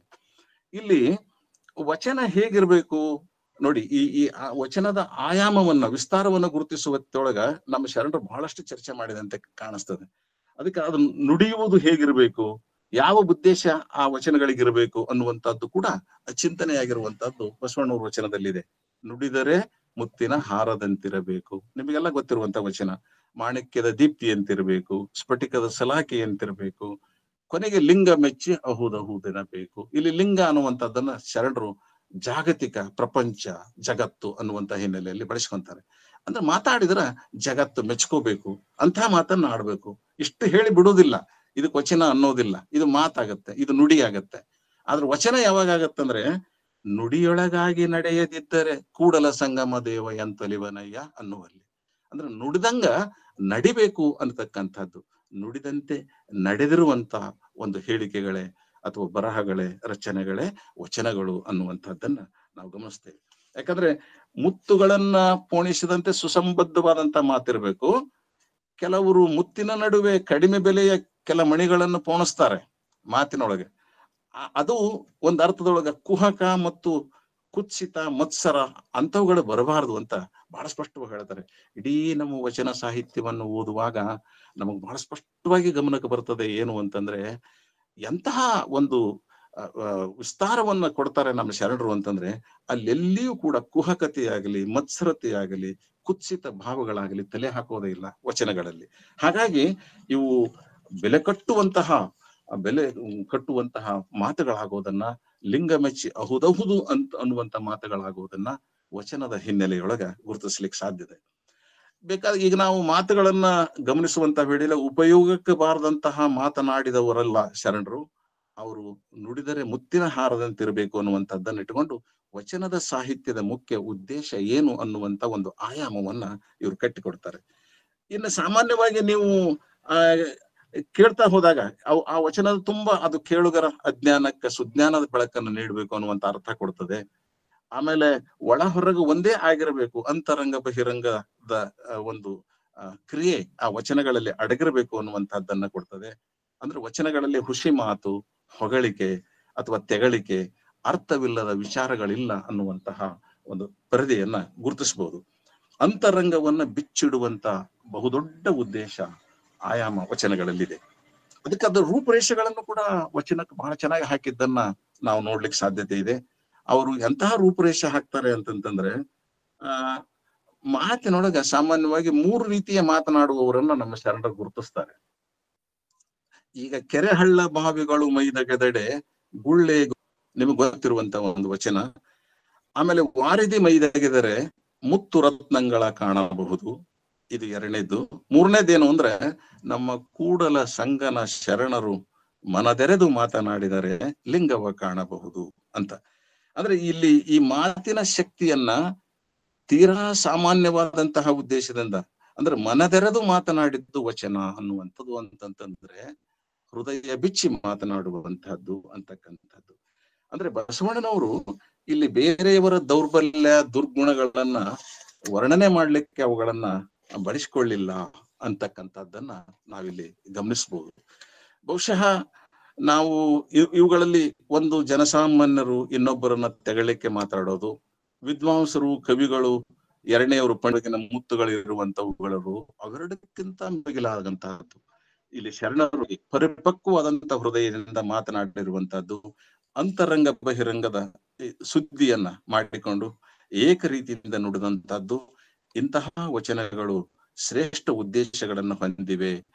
ಅದಕ್ಕಾಗಿನೇ ಶರಣರನ್ನ ನಾವು ಅಮರಗಣಗಳು ಅಂತ ಕರಿತೇವೆ ಅನ್ನುವಂಥದ್ದನ್ನ ನಾವಿಲ್ಲಿ ಗುರುತಿಸ್ಕೋಬಹುದು.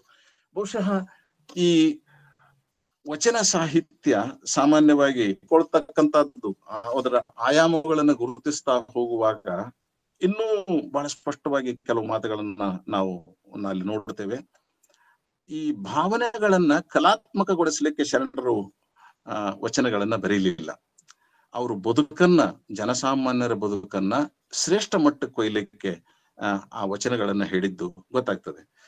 ಹೀಗಾಗಿ ಅವ್ರು ಬಹಳ ಸ್ಪಷ್ಟವಾಗಿ ವಚನದೊಳಗೆ ಒಂದು ಹೊಸ ಆಯಾಮ ಕೊಡ್ತಾನೆ. ನಿನಗೆ ಕೇಡಿಲ್ಲವಾಗಿ ಆನು ಒಲಿದಂತೆ ಹಾಡುವೆನಯ್ಯ. ಇದು ಬಹುಶಃ ಎಲ್ಲಾ ವಚನಕಾರರ ವಚನ ರಚನೆಗೆ ಇರುವಂತ ಒಂದು ಮೂಲ ಉದ್ದೇಶ ಅನ್ನುವಂಥದ್ದು. ಇಲ್ಲಿ 2 ಬಹಳ ಮುಖ್ಯವಾದಂತ ವಿಚಾರಗಳನ್ನ ನಾವು ಈ ಸಾಲಿನೊಳಗೆ ಗುರುತಿಸ್ತೇವೆ. ಏನು ಅಂತಂದ್ರೆ, ನಿನಗೆ ಕೇಡಿಲ್ಲವಾಗಿ ಆನು ಒಲಿದಂತೆ ಹಾಡುವೆ ಅನ್ನುವಲ್ಲಿ.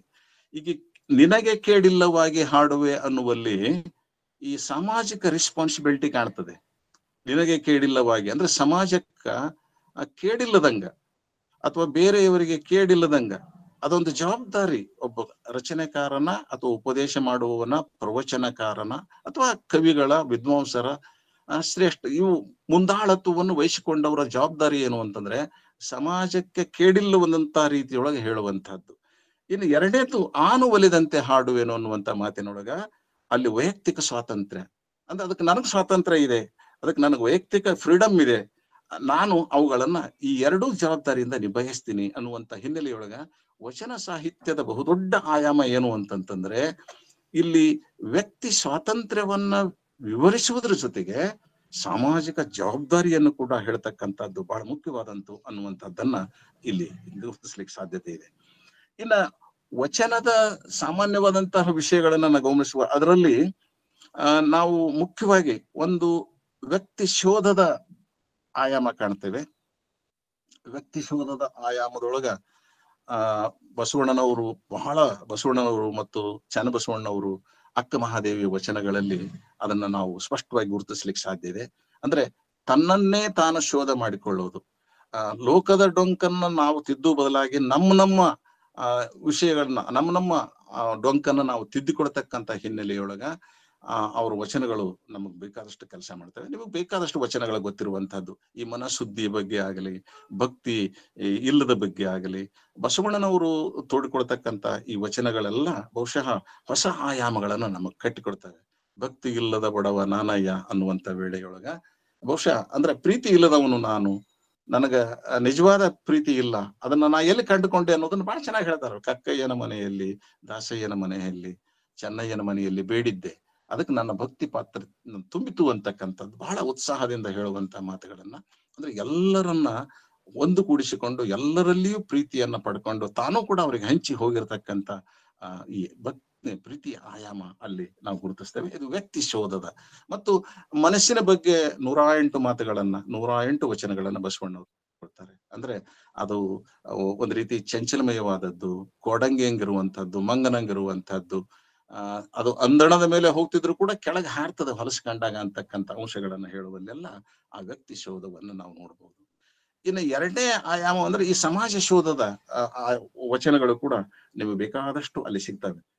ಇಲ್ಲಿ ಈ ವ್ಯಕ್ತಿ ಶೋಧ, ಸಮಾಜ ಶೋಧದಲ್ಲಿ ಇವುಗಳ ಜೊತೆಗೆ ಜೀವನ ಮೌಲ್ಯಾದರ್ಶಗಳ ಶೋಧ ಕೂಡ ಅಲ್ಲಿದೆ.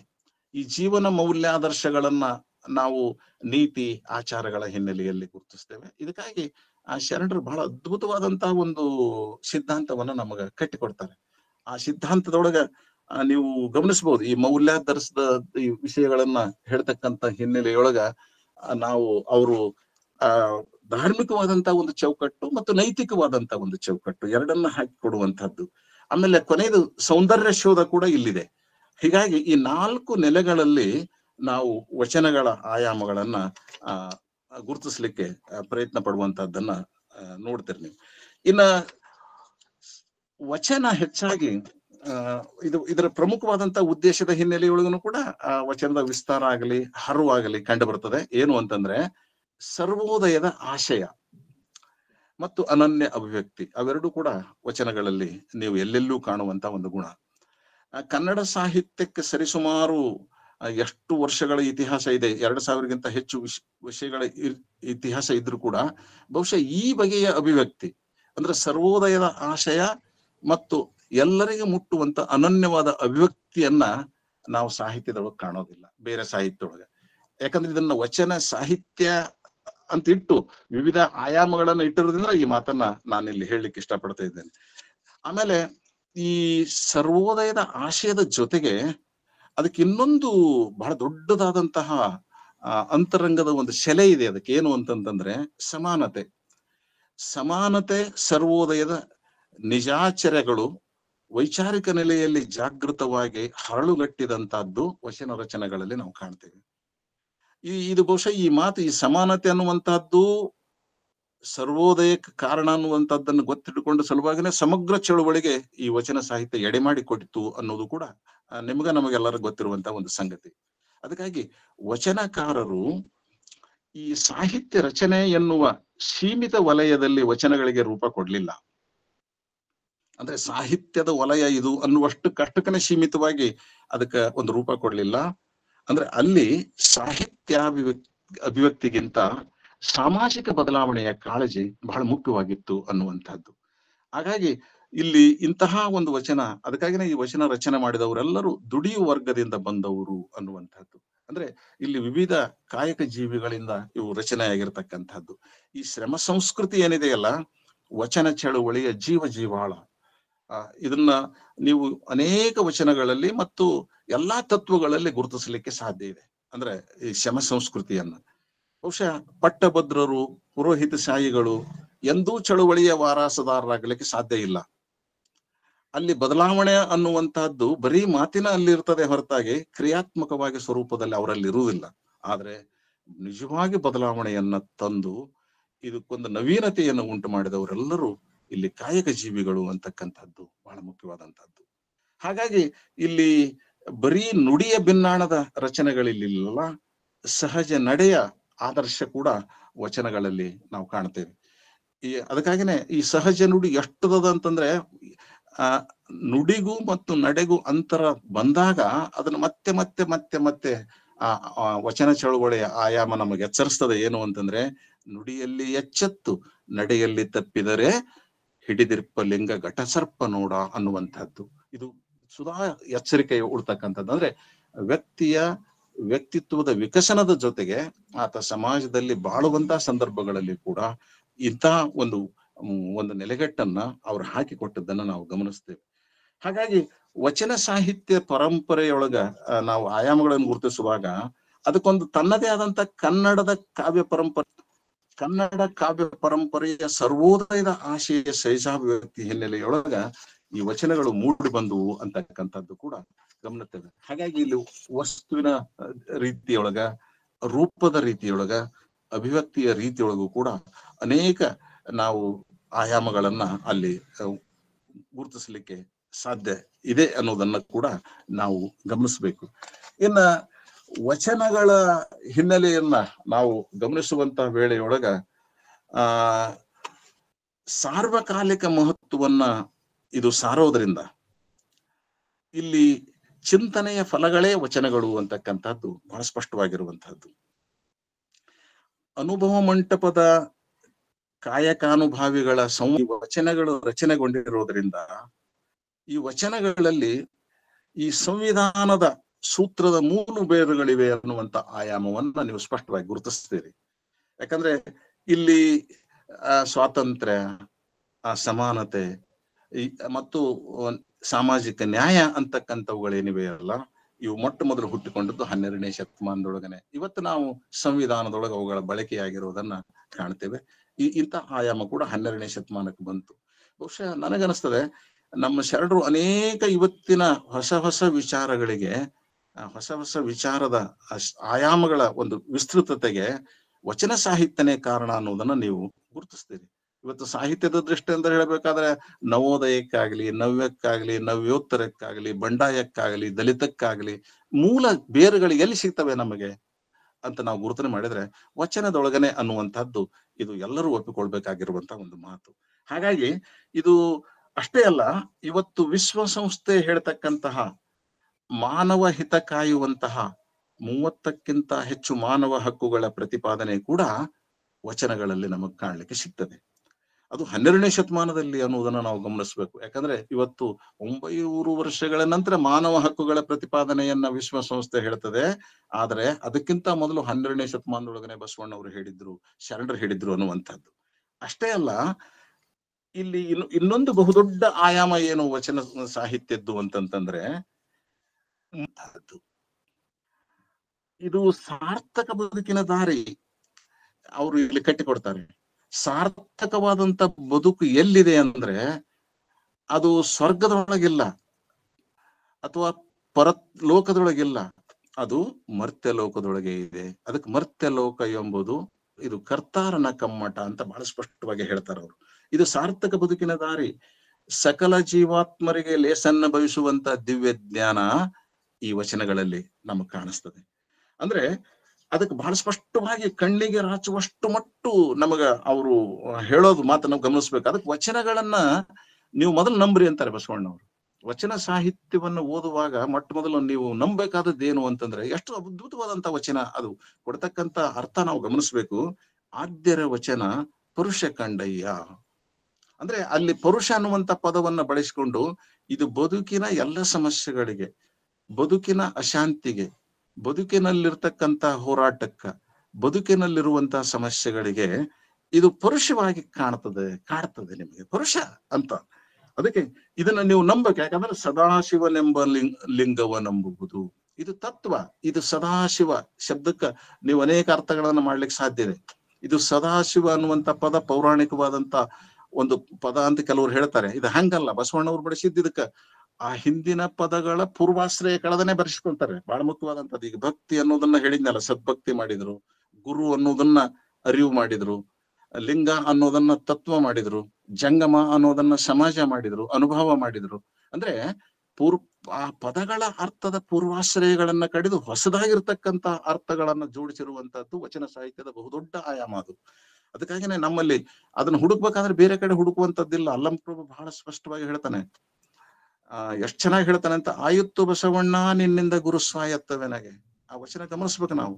ಆಯುತ್ತು ಬಸವಣ್ಣ ನಿನ್ನಿಂದ ಲಿಂಗ ಸ್ವಾಯತ್ತವೆನಗೆ, ಆಯುತ್ತು ಬಸವಣ್ಣ ನಿನ್ನಿಂದ ಜಂಗಮ ಸ್ವಾಯತ್ತವೆನಗೆ, ಆಯುತ್ತು ಬಸವಣ್ಣ ನಿನ್ನಿಂದ ಪ್ರಸಾದ ಸ್ವಾಯತ್ತವೆನಗೆ, ಇಂತಿ ಚತುರ್ವಿಧ ಸ್ವಾಯತ್ತವ ನೀನೇ ಆಗು ಮಾಡಿದೆಯಾಗಿ ಗುಹೇಶ್ವರ ಲಿಂಗಕ್ಕೆ ವಿಳಾಸವಾದ ಎಲ್ಲ ಬಸವಣ್ಣ. ಎಷ್ಟು ಅದ್ಭುತವಾದಂತ ಮಾತಿದು. ಅವ್ರು ಹೇಳುವಂತದ್ದೇನು, ಇವು ನಿನ್ನಿಂದನೇ ಸ್ವಾಯತ್ತವಾದವು. ಸ್ವ ಆಯತ ಆ ಶಬ್ದಗಳನ್ನ ನಾವು ಗುರುತಿಸ್ಬೇಕು.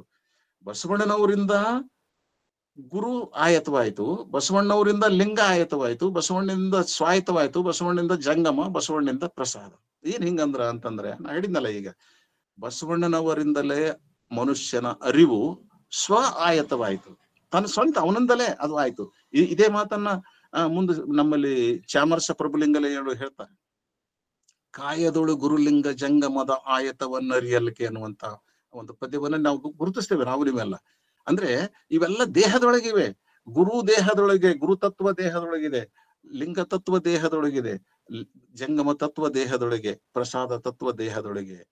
ಮನುಷ್ಯನ ಸಮಗ್ರವಾದಂತಹ ಶ್ರೇಷ್ಠವಾದಂತಹ ಬದುಕಿಗೆ, ಈ ಸರ್ವೋತ್ಕೃಷ್ಟವಾದಂತಹ ಬದುಕಿಗೆ, ಸರ್ವೋದಯವಾದಂತಹ ಬದುಕಿಗೆ ಈ 4 ತತ್ವಗಳ ಸಾಕು. ಇವು 4ನ್ನ ನಾವು ಪಿಲ್ಲರ್ ಆಫ್ ಲಿಂಗಾಯಿತಿಸಮ್ ಅಂತ ಕರಿತೇವೆ. ಅಂದ್ರೆ 4 ಏನಿವೆಲ್ಲ ತತ್ವಗಳು ಬಹಳ ಪ್ರಮುಖವಾಗಿರುವಂತಹದ್ದು. ಒಂದು ಅರಿವು, ಇನ್ನೊಂದು ತತ್ವ ಅನ್ನುವಂಥದ್ದು, ಇನ್ನೊಂದು ಕಡೆಗೆ ಆಚಾರನೂ ಹೌದು, ಆಮೇಲೆ ಅನುಭಾವ ಮತ್ತು ಸಂತೃಪ್ತಿ. ಇಲ್ಲಿ ಪ್ರಸಾದ ಅಂತಂದ್ರೆ ಸಂತೃಪ್ತಿ.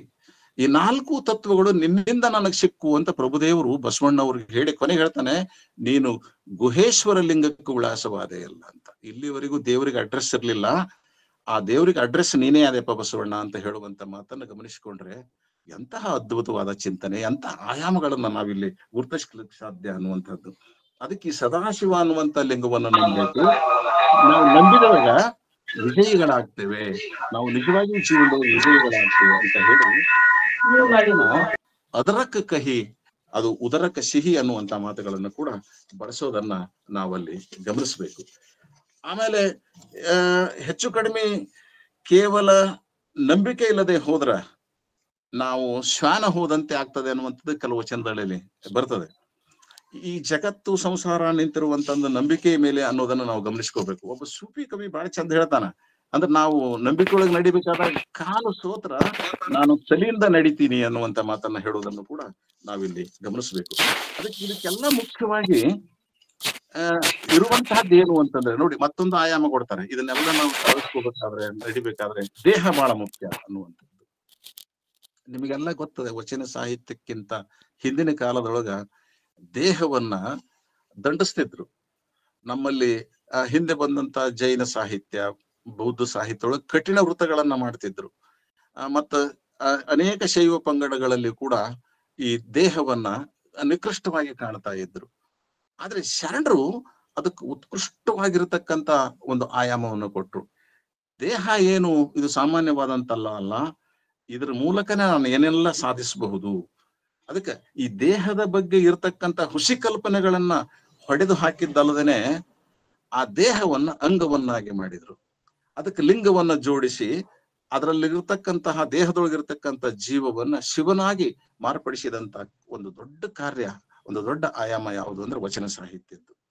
ಅದಕ್ಕಾಗಿನೇ ಅಲ್ಲಮ ಪ್ರಭುವಿನ ವಚನ ಬಹಳ ಮುಖ್ಯವಾಗಿರುವಂತಹದ್ದು. ಇಲ್ಲಿ ಕಾಲುಗಳು 2 ಗಾಲಿ, ದೇಹವೆಂಬುದು ಅದೊಂದು ತುಂಬಿದ ಬಂಡೆ. ಅದನ್ನ ಎಷ್ಟು ಚೆನ್ನಾಗಿ ಒಂದು ಕಡೆಗೆ ದೇವಾಲಯಕ್ಕೆ ಹೋಲಿಸ್ತಾರೆ, ಇನ್ನೊಂದು ತುಂಬಿದ ಬಂಡೆಗೆ ಹೋಲಿಸ್ತಾರೆ. ಈ ಬಂಡೆಯನ್ನ ನಡೆಸುವವರು 5 ಮಾನಿಸರು, ಇಲ್ಲಿ ಪಂಚೇಂದ್ರಿಯಗಳು. ಅದರಲ್ಲಿ ಒಬ್ಬರಿಗೊಬ್ಬರು ಸಮವಿಲ್ಲ, ಯಾಕಂದ್ರೆ ಒಂದಕ್ಕೊಂದು ಸಮಾನ ಇಲ್ಲ. ನಮಗ್ ಗೊತ್ತದೆ ಪಂಚೇಂದ್ರಿಯಗಳ ಒಂದು ಜಗಳಾಟ.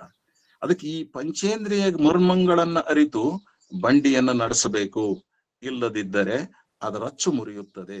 ಹೀಗಾಗಿ ಶರೀರವನ್ನ ಮತ್ತು ಜೀವನವನ್ನ ನಾಶ ಮಾಡಿಕೊಳ್ಳಿಕ್ ಸಾಧ್ಯತೆ ಅಂತ ಹೇಳುವಾಗ ಈ ದೇಹದ ಮಹತ್ವವನ್ನ ಕುರಿತು ಹೇಳುವಂತಹದ್ದು. ಬಸವಣ್ಣವರಂತೂ ಅದನ್ನ ದೇಹವೇ ದೇವಾಲಯ ಅಂತ ಕರೆದದ್ದು ನಿಮಗೆಲ್ಲ ಗೊತ್ತಿರುವಂತಹದ್ದು. ಹೀಗಾಗಿ ಈ ದೇಹಕ್ಕ ಒಂದು ಹೊಸ ಒಂದು ಪರಿಕಲ್ಪನೆಯನ್ನ ನೀಡಿ ಇದನ್ನ ಪ್ರಸಾದಕಾಯ ಅಂತ ಕರೆದರು. ಅಂದ್ರೆ ಇದನ್ನ ಪ್ರಸಾದಕಾಯ, ಇದನ್ನ ಕೆಡಿಸಬಾರದು ಅನ್ನುವಂತ ಹಿನ್ನೆಲೆಯೊಳಗ ಬಳಸಿದ್ರು. ಈ ಕಾಯ ಮೀಮಾಂಸೆ ಮತ್ತು ಮನ ಮೀಮಾಂಸೆ ಇವೆರಡೂ ವಚನ ಸಾಹಿತ್ಯದ ಅದ್ಭುತ ಕೊಡುಗೆಗಳು ಅನ್ನೋದನ್ನ ನಾವು ಮರಿಬಾರದು. ಯಾಕಂದ್ರೆ ಕಾಯದ ಬಗ್ಗೆನೂ ಅದ್ಭುತವಾದಂತ ಒಂದು ಮೀಮಾಂಸೆ, ಒಂದು ಮೀಮಾಂಸೆ, ಇವೆರಡೂ ಕೂಡ ವಚನ ಸಾಹಿತ್ಯದ ಕೇಂದ್ರ ವಸ್ತುಗಳು. ಅವುಗಳಿಂದ ನಾವು ಒಬ್ಬ ಮನುಷ್ಯ ಹೇಗೆ ಪ್ರಗತಿ ಪಥದೊಳಗೆ ಸಾಗಿಸಬಹುದು ಅಂತಕ್ಕಂಥದ್ದನ್ನ ಮೀಮಾಂಸದ ಹಿನ್ನೆಲೆಯಲ್ಲಿ ಮಾಡ್ತಾರೆ. ಅದಕ್ಕಾಗಿನೇ ಅಲ್ಲಂ ಪ್ರಭು ಅಂತೂ ಅದನ್ನ ತನುವನ್ನ ತೋಟ ಮಾಡ್ತಾರೆ. ಅದನ್ನ ತೋಟ ಮಾಡಿ ಅದರೊಳಗ ಬಿತ್ತಿ ಬೆಳೆಯೋದನ್ನೆಲ್ಲ ನೀವು ಗಮನಿಸಿಕೊಂಡಿರ್ತಕ್ಕಂಥದ್ದು. ಈ ಒಂದು ಹಿನ್ನೆಲೆಯೊಳಗ ದೇಹ ಅನ್ನುವಂಥದ್ದು ಮತ್ತು ಮನವನ್ನ ಹದಗೊಳಿಸುವಂತ ರೀತಿಯನ್ನ ಅವ್ರು ಹೇಳ್ತಕ್ಕಂಥ ಹಿನ್ನೆಲೆಯೊಳಗ ಗಮನಿಸ್ತೇವೆ. ಇಲ್ಲಿ ಈ ವಚನದೊಳಗೆ ನಮ್ಗೆ ಅರ್ಥ ಆಗೋದೇನು ಅಂತಂದ್ರೆ, ಅದ್ರಲ್ಲಿರ್ತಕ್ಕಂಥ ಸಂಸಾರ ಬಹುಶಃ ಈ ನಮ್ಮ ಸಾಧನೆಗೆ ಅಡ್ಡಿ ಅಲ್ಲ, ಅದು ಸಂಸಾರದ ಬಂಧನಗಳು ಅಡ್ಡಿ ಅನ್ನೋದನ್ನ ಹೇಳ್ತದೆ. ಅಂದ್ರೆ ಸಂಸಾರ ಬಂಧನದ ಕಸ ಮತ್ತು ಭ್ರಾಂತಿಗಳನ್ನ ತೆಗೆದು ಕಡಿಬೇಕು ಅಂತಕ್ಕಂಥದ್ದು ಆ ವಚನದೊಳಗಿರೋದನ್ನ ನಾವು ಗಮನಿಸ್ಬೇಕು. ಅಂದ್ರೆ ಆ ಸಂಸಾರದೊಳಗೆ ನಾವು ಬಂಧನಕ್ಕೆ ಒಳಗಾಗ್ತೇವೆ, ಯಾವುದೋ ಒಂದು ಬಂಧನಕ್ಕೆ ಒಳಗಾಗ್ತೇವಲ್ಲ, ಅದನ್ನ ನಾವು ಕಳಿಬೇಕು. ಅಲ್ಲಿ ಅರಿವಿನ ಬೀಜ ಬಿತ್ತಿ ಬೆಳಿಬೇಕು. ಆ ಬೆಳೆ ನಡನಡಿಸುವಂತೆ ಈ ಪಂಚೇಂದ್ರಿಯಗಳು ಹಾಳುಗಡುವುದಂತೆ ನೋಡ್ಕೋಬೇಕು. ಅದಕ್ಕೆ ಸಮತೆ, ಸೈರಣೆ ಬಹಳ ಮುಖ್ಯ ಅನ್ನುವಂಥದ್ದು. ಇದು ಜೀವನಕ್ಕೆ ಬಹುದೊಡ್ಡ ಮೌಲ್ಯಾದರ್ಶಗಳನ್ನು ಕೊಡುವಂತಹದ್ದು. ಒಬ್ಬ ಮನುಷ್ಯನ ಬದುಕಿನೊಳಗ ಅತ್ಯಂತ ಶ್ರೇಷ್ಠತೆ ಬರ್ಬೇಕಾಗಿದ್ರೆ ಅವನಲ್ಲಿ ಸಮತೆ ಮತ್ತು ಸೈರಣೆ ಬಹಳ ಮುಖ್ಯವಾಗಿರುವಂತಹದ್ದು ಅನ್ನೋದನ್ನ ವಚನ ಸಾಹಿತ್ಯ ಕೊಡ್ತದೆ. ಹೀಗಾಗಿ ನಮಗಿಲ್ಲಿ ಅನೇಕ ವಚನಗಳು ಈ ಹಿನ್ನೆಲೆಯೊಳಗ ಬಹಳ ಮಹತ್ವದ್ದಾಗೋದನ್ನ ನೀವು ಗಮನಿಸ್ತೇವೆ.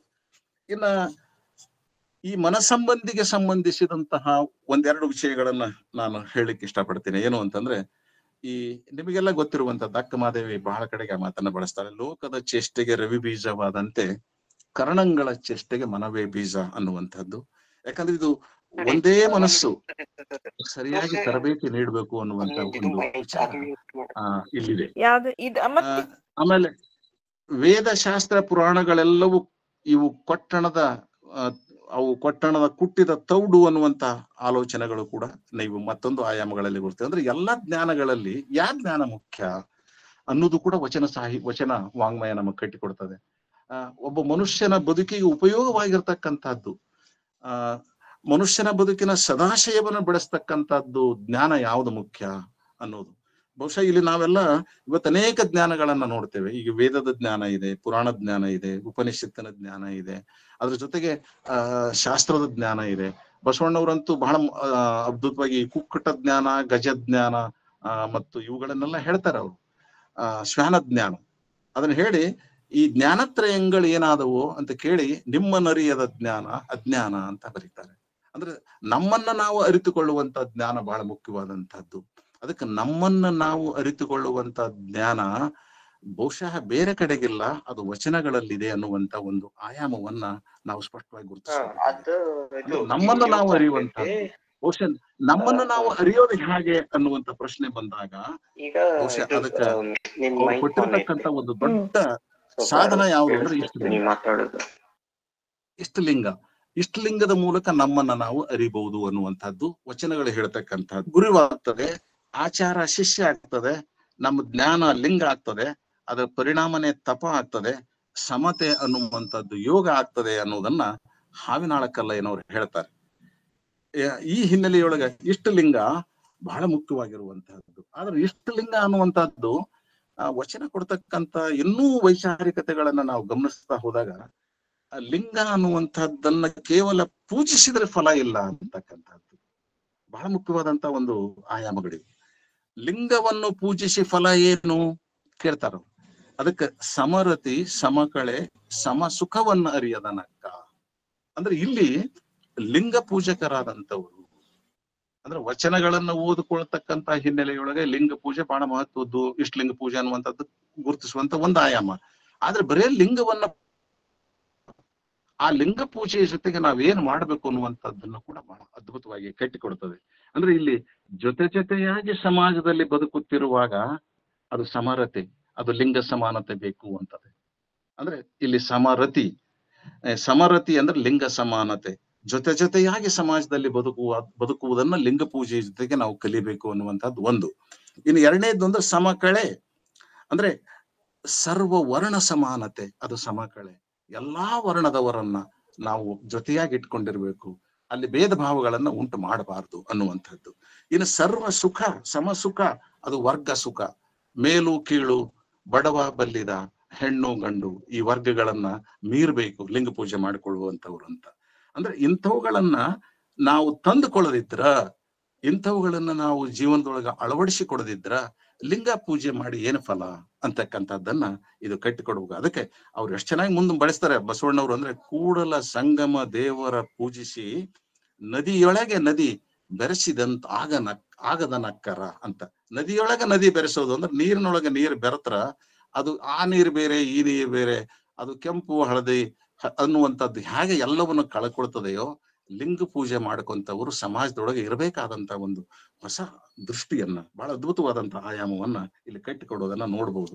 ಅಂದ್ರೆ ಇಲ್ಲಿ ಪ್ರತಿಯೊಬ್ಬರು ವ್ಯಕ್ತಿ ಕ್ರಿಯಾಶುದ್ಧಿ, ಜ್ಞಾನ ಶುದ್ಧಿ ಮತ್ತು ಸಂತೃಪ್ತಿಯಿಂದ ನಡೆದ್ರ ವ್ಯಕ್ತಿಯ ವಿಕಾಸ, ಇದು ರಾಷ್ಟ್ರದ ಅಭಿವೃದ್ಧಿಯ ವಿಕಾಸವಾಗ್ತದೆ ಅನ್ನುವಂತ ಒಂದು ಅದ್ಭುತವಾದಂತ ಆಯಾಮ ಇಲ್ಲಿದೆ.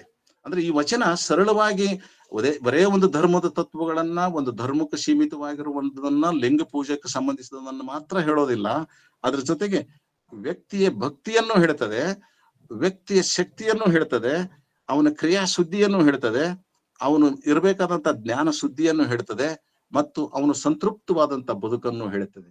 ಹೀಗಾಗಿ ಇದು ಒಬ್ಬ ವ್ಯಕ್ತಿಯ ವಿಕಾಸಕ್ಕಷ್ಟೇ ಸಂಬಂಧಪಟ್ಟಂತ ವಚನ ಆಗೋದಿಲ್ಲ, ಇದು ರಾಷ್ಟ್ರೀಯ ಅಭಿವೃದ್ಧಿಯ ದೃಷ್ಟಿಯಲ್ಲಿ, ಸಮಾಜದ ಅಭಿವೃದ್ಧಿಯ ದೃಷ್ಟಿಯಲ್ಲಿ ತಾನೂ ಪಾತ್ರಧಾರ, ಅದರಿಂದ ಕೂಡಿಕೊಳ್ತಕ್ಕಂಥದ್ದು ಅಂತಕ್ಕಂಥದ್ದನ್ನ ಹೇಳುವಂಥದ್ದು. ಹೀಗಾಗಿ ವ್ಯಕ್ತಿ, ಸಮಾಜ ಮತ್ತು ದೇಶದ ಸಮಗ್ರದ ಗುಣಮಟ್ಟಗಳನ್ನ ನಾವು ಗಮನಿಸುವಂತ ವೇಳೆಯಲ್ಲಿ ಸೃಷ್ಟಿ, ವ್ಯಷ್ಟಿ, ಸಮಷ್ಟಿ ಇವೆಲ್ಲವುಗಳನ್ನ ವಚನ ಆಯಾಮಗಳು ನಮಗ ಕಟ್ಟಿಕೊಡೋದನ್ನ ಗಮನಿಸ್ಕೋಬಹುದು. ವಿದ್ಯೆ ಅನ್ನುವಂಥದ್ದು ಅರ್ಹತೆ, ಆಸಕ್ತಿ, ಮನೋಭಿಲಾಷೆಗೆ ತಕ್ಕಂತೆ ಕಾರ್ಯದಲ್ಲಿ ತೊಡಗಬೇಕು ಅಂತಕ್ಕಂಥದ್ದನ್ನ ಹೇಳ್ತಕ್ಕಂಥ ಹಿನ್ನೆಲೆಯೊಳಗೂ ಕೂಡ ಕಾಯಕದ ಪರಿಕಲ್ಪನೆಯಲ್ಲಿ ಬಹಳ ಅದ್ಭುತವಾದಂತ ವಿಷಯಗಳನ್ನ ತರ್ತಾರ ಅವರು. ಯಾವ ಕಾಯಕವಾದರೂ ಸ್ವಕಾಯಕವ ಮಾಡಬೇಕು ಅನ್ನುವಂಥದ್ದನ್ನ ಹೇಳುವಂತಹದ್ದು. ಇಲ್ಲಿ ಮೇಲು ಕೀಳುಗಳನ್ನ ದೂರೀಕರಿಸುವಂತ ಒಂದು ಸಂದರ್ಭ, ಎಲ್ಲ ಕಾಯಕಗಳಲ್ಲಿ ಸಮಾನತೆಯನ್ನು ಗುರುತಿಸುವಂತಹದ್ದು, ಗುರುಲಿಂಗ ಜಂಗಮಗಳನ್ನ ಮುಂದಿಟ್ಟು ಅವುಗಳನ್ನ ಹೇಳ್ತಕ್ಕಂಥದ್ದು ಕೂಡ ಇಲ್ಲಿ ಬಹಳ ಮುಖ್ಯವಾಗಿರುವಂತಹದ್ದು ಅನ್ನುವಂಥದ್ದನ್ನ ಗಮನಿಸ್ಬೇಕು. ಇನ್ನ ಬಹುಶಃ ವಚನ ಸಾಹಿತ್ಯವನ್ನ ಗಮನಿಸಿಕೊಂಡು ನಾವು ಅನೇಕ ಆಯಾಮಗಳನ್ನ ಗುರುತಿಸ್ತಾ ಹೋಗುವಂತ ವೇಳೆಯೊಳಗ ಇಲ್ಲಿ ಅಹಂಕಾರದಿಂದ ವಿಶ್ವನಾಶ, ದಯೆಯಿಂದ ವಿಶ್ವ ರಕ್ಷಣೆ, ಇದು ಶರಣರು ಸಾರಿದಂತ ಸತ್ಯ ಅನ್ನೋದು ವಚನಗಳಲ್ಲಿ ಕಾಣುವಂತ ಮತ್ತೊಂದು ಅದ್ಭುತವಾದಂತ ವಿಷಯ. ಅಂದ್ರೆ ನಾವು ಹಾಗಾಗಿನೇ ವಚನಗಳನ್ನ ಯಾಕೆ ಗಮನಿಸ್ತೀವಿ ಅಂತಂದ್ರೆ, ಅಹಂಕಾರ ಇರಬಾರ್ದು ಅನ್ನೋದನ್ನ ಎಷ್ಟೋ ವಚನಗಳು ಹೇಳ್ತವೆ ನಮಗೆ. ಮತ್ತು ದಯೆ ಬಹಳ ಮುಖ್ಯ ಅನ್ನೋದನ್ನ, ಧರ್ಮಕ್ಕ ದಯೆಯನ್ನೇ ಜೋಡಿಸಿದ್ದು ವಚನ ಸಾಹಿತ್ಯ ಅನ್ನೋದು ಕೂಡ ನೀವಲ್ಲಿ ಬಹಳ ಸ್ಪಷ್ಟವಾಗಿ ಗಮನಿಸ್ತೇವೆ. ಸಮಾನತೆ, ಸ್ವಾತಂತ್ರ್ಯ, ಭಾತೃತ್ವದ ಈ ಗುಣಗಳನ್ನ ಎಲ್ಲರೊಂದಿಗೆ ಹಂಚಿಕೊಳ್ಳುವುದರ ಜೊತೆಗೆ ಈ ಪೃಥ್ವಿ ಸಕಲ ಜೀವರಾಶಿಗಳ ಮಹಾಮನೆ ಅಂತ ತಿಳಿದುಕೊಳ್ಳುವಂತಹದ್ದು ಕೂಡ ಬಹಳ ಮಹತ್ವದ್ದು. ಕಾಯಕದೊಂದಿಗೆ ದಾಸೋಹ ಗುಣವನ್ನು ಕೂಡ ಅಳವಡಿಸಿಕೊಂಡು ಸಮಾಧಾನದಿಂದ ಬಾಳಬೇಕು ಅನ್ನುವಂಥದ್ದು.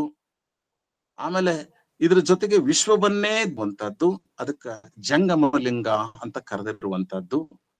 ಮಾನವನ ಒಳ ವಿಶ್ವದ ಚೇತನದ ಜೊತೆಗೆ ಹೊರ ವಿಶ್ವವನ್ನು ಒಂದಾಗಿಸಿ ನಮ್ಮ ಕೈಗೆ ಕೊಟ್ಟಿರುವಂತಹದ್ದು ಇಷ್ಟಲಿಂಗ ಅನ್ನುವಂತಹದ್ದನ್ನ ಗುರುತಿಸುವಂತಹದ್ದು. ಆತ್ಮಸ್ತುತಿ, ಪರನಿಂದೆ ಬೇಡ ಅನ್ನುವಂತ ಮಹತ್ವದ ತತ್ವವನ್ನ ಸಾರುವಂತಹದ್ದು. ಹೀಗೆ ಅನೇಕ ಪಾಠಗಳನ್ನ ನಮಗ ವಚನ ಸಾಹಿತ್ಯ ಕಲಿಸ್ತದೆ. ದೇವನೊಬ್ಬ ನಾಮ ಹಲವು ಅನ್ನುವಂಥದ್ದು, ಸಂಗ್ರಹ ಬುದ್ಧಿಯಿಂದ ಬದುಕು ಅಸಹನೀಯ ಅನ್ನುವಂಥದ್ದು, ಶ್ರೇಷ್ಠವಾದದ್ದನ್ನೇ ಜಪಿಸಬೇಕು ಅಂತಕ್ಕಂಥದ್ದನ್ನ ಹೇಳೋದಾಗ್ಲಿ, ನುಡಿದಂತೆ ನಡಿಬೇಕು, ನಡೆದಂತೆ ನುಡಿಬೇಕು ಅನ್ನುವಂಥದ್ದು, ಅಹಂಕಾರದಿಂದ ಅಧೋಗತಿ ಆಗ್ತದೆ ಅನ್ನುವಂಥದ್ದು, ಎಲ್ಲಕ್ಕಿಂತ ದೊಡ್ಡದಾಗಿರತಕ್ಕಂತ ಒಂದು ಹೊಸ ಆಯಾಮ, ಆಶಯ ಅಂತಂದ್ರೆ ದಯೆ ಧರ್ಮದ ಮೂಲ ಅನ್ನುವಂಥದ್ದು. ಬಹುಶಃ ಈ ದಯೆ ಅಂತಕ್ಕಂಥ ಧರ್ಮ ಅನ್ನುವಂಥದ್ದನ್ನ ಬಹಳ ಅರ್ಥಪೂರ್ಣವಾಗಿ ಕೊಟ್ಟವರು ಶರಣರು ಅನ್ನೋದನ್ನ ನಾವು ಗಮನಿಸ್ಬೇಕು. ಯಾಕಂದ್ರೆ ಹಿಂದಿನ ಧರ್ಮಗಳನ್ನ ಗಮನಿಸಿದ್ರೆ ಅಹಿಂಸಾ ಪರಮೋ ಧರ್ಮ ಅನ್ನುವಂತ ಒಂದು ಮಾತಿತ್ತು. ಬಸವ ಧರ್ಮದ ಬಗ್ಗೆ ಧರ್ಮ ಧಾರಣೈತೆ ಅನ್ನುವಂತಹದ್ದಿತ್ತು. ಆದ್ರೆ ಇವನ್ನೆಲ್ಲ ಗಮನಿಸಿದ್ರೆ ಧರ್ಮ ಅನ್ನೋದು ಕೇವಲ ಮಾತಲ್ಲ, ಧರ್ಮ ಅನ್ನೋದು ಒಂದು ಸಿದ್ಧಾಂತ ಅಲ್ಲ, ಧರ್ಮ ಅನ್ನುವಂಥದ್ದು ಒಂದು ಶಾಸ್ತ್ರದೊಳಗೆ ಇರುವಂತದ್ದು ಅಲ್ಲ, ಧರ್ಮ ಅನ್ನುವಂಥದ್ದು ಅದೊಂದು ಸಾಕ್ಷಾತ್ಕಾರ. ಧರ್ಮ ಅನ್ನುವಂಥದ್ದು ಸಾಕ್ಷಾತ್ಕಾರ, ಅದು ಕಲಿಯುವುದಲ್ಲ, ಪಡೆಯುವುದು. ಅದನ್ನ ಪಡೆಯೋದು ಹೇಗ ಅಂದ್ರೆ ದಯಾ ಮೂಲದಿಂದ, ದಯವೇ ಧರ್ಮದ ಮೂಲ ಅನ್ನುವಂತ ಮಾತನ್ನ ಈ ಹಿನ್ನೆಲೆಯಲ್ಲಿ ಶರಣರು ನಮಗೆ ಕೊಟ್ಟಿರ್ತಕ್ಕಂಥದ್ದನ್ನ ನಾವು ಗಮನಿಸ್ಬೇಕು.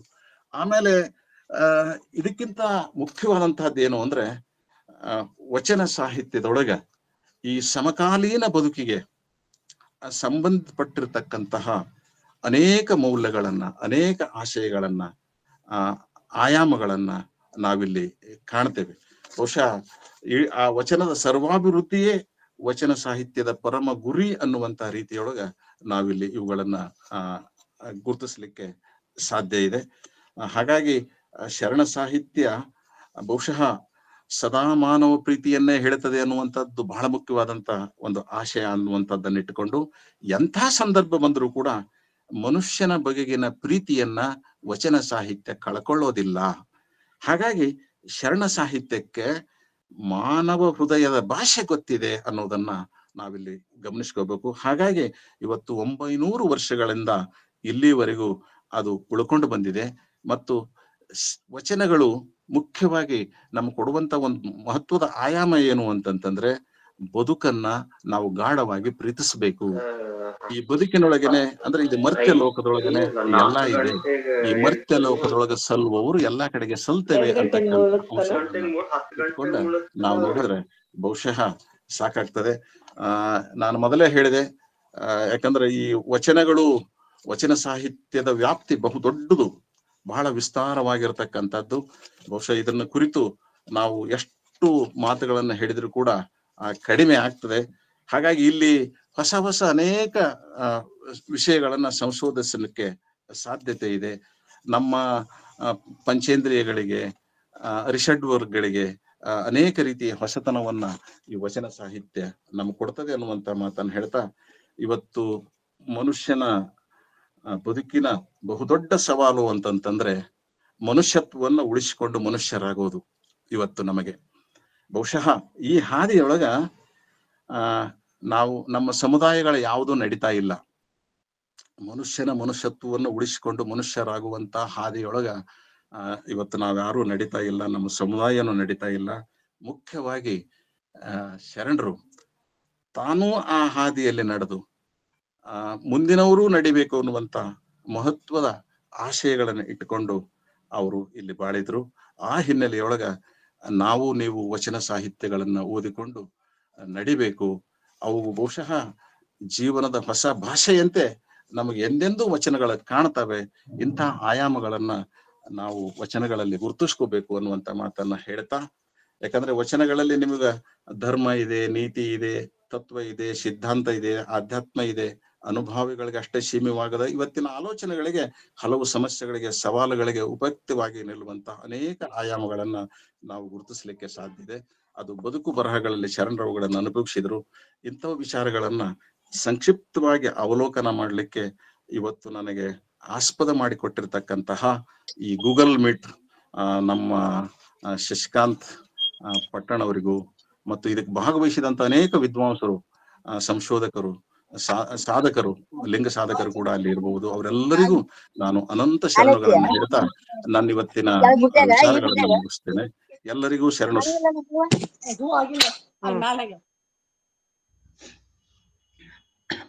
ಧನ್ಯವಾದಗಳು ಸರ್.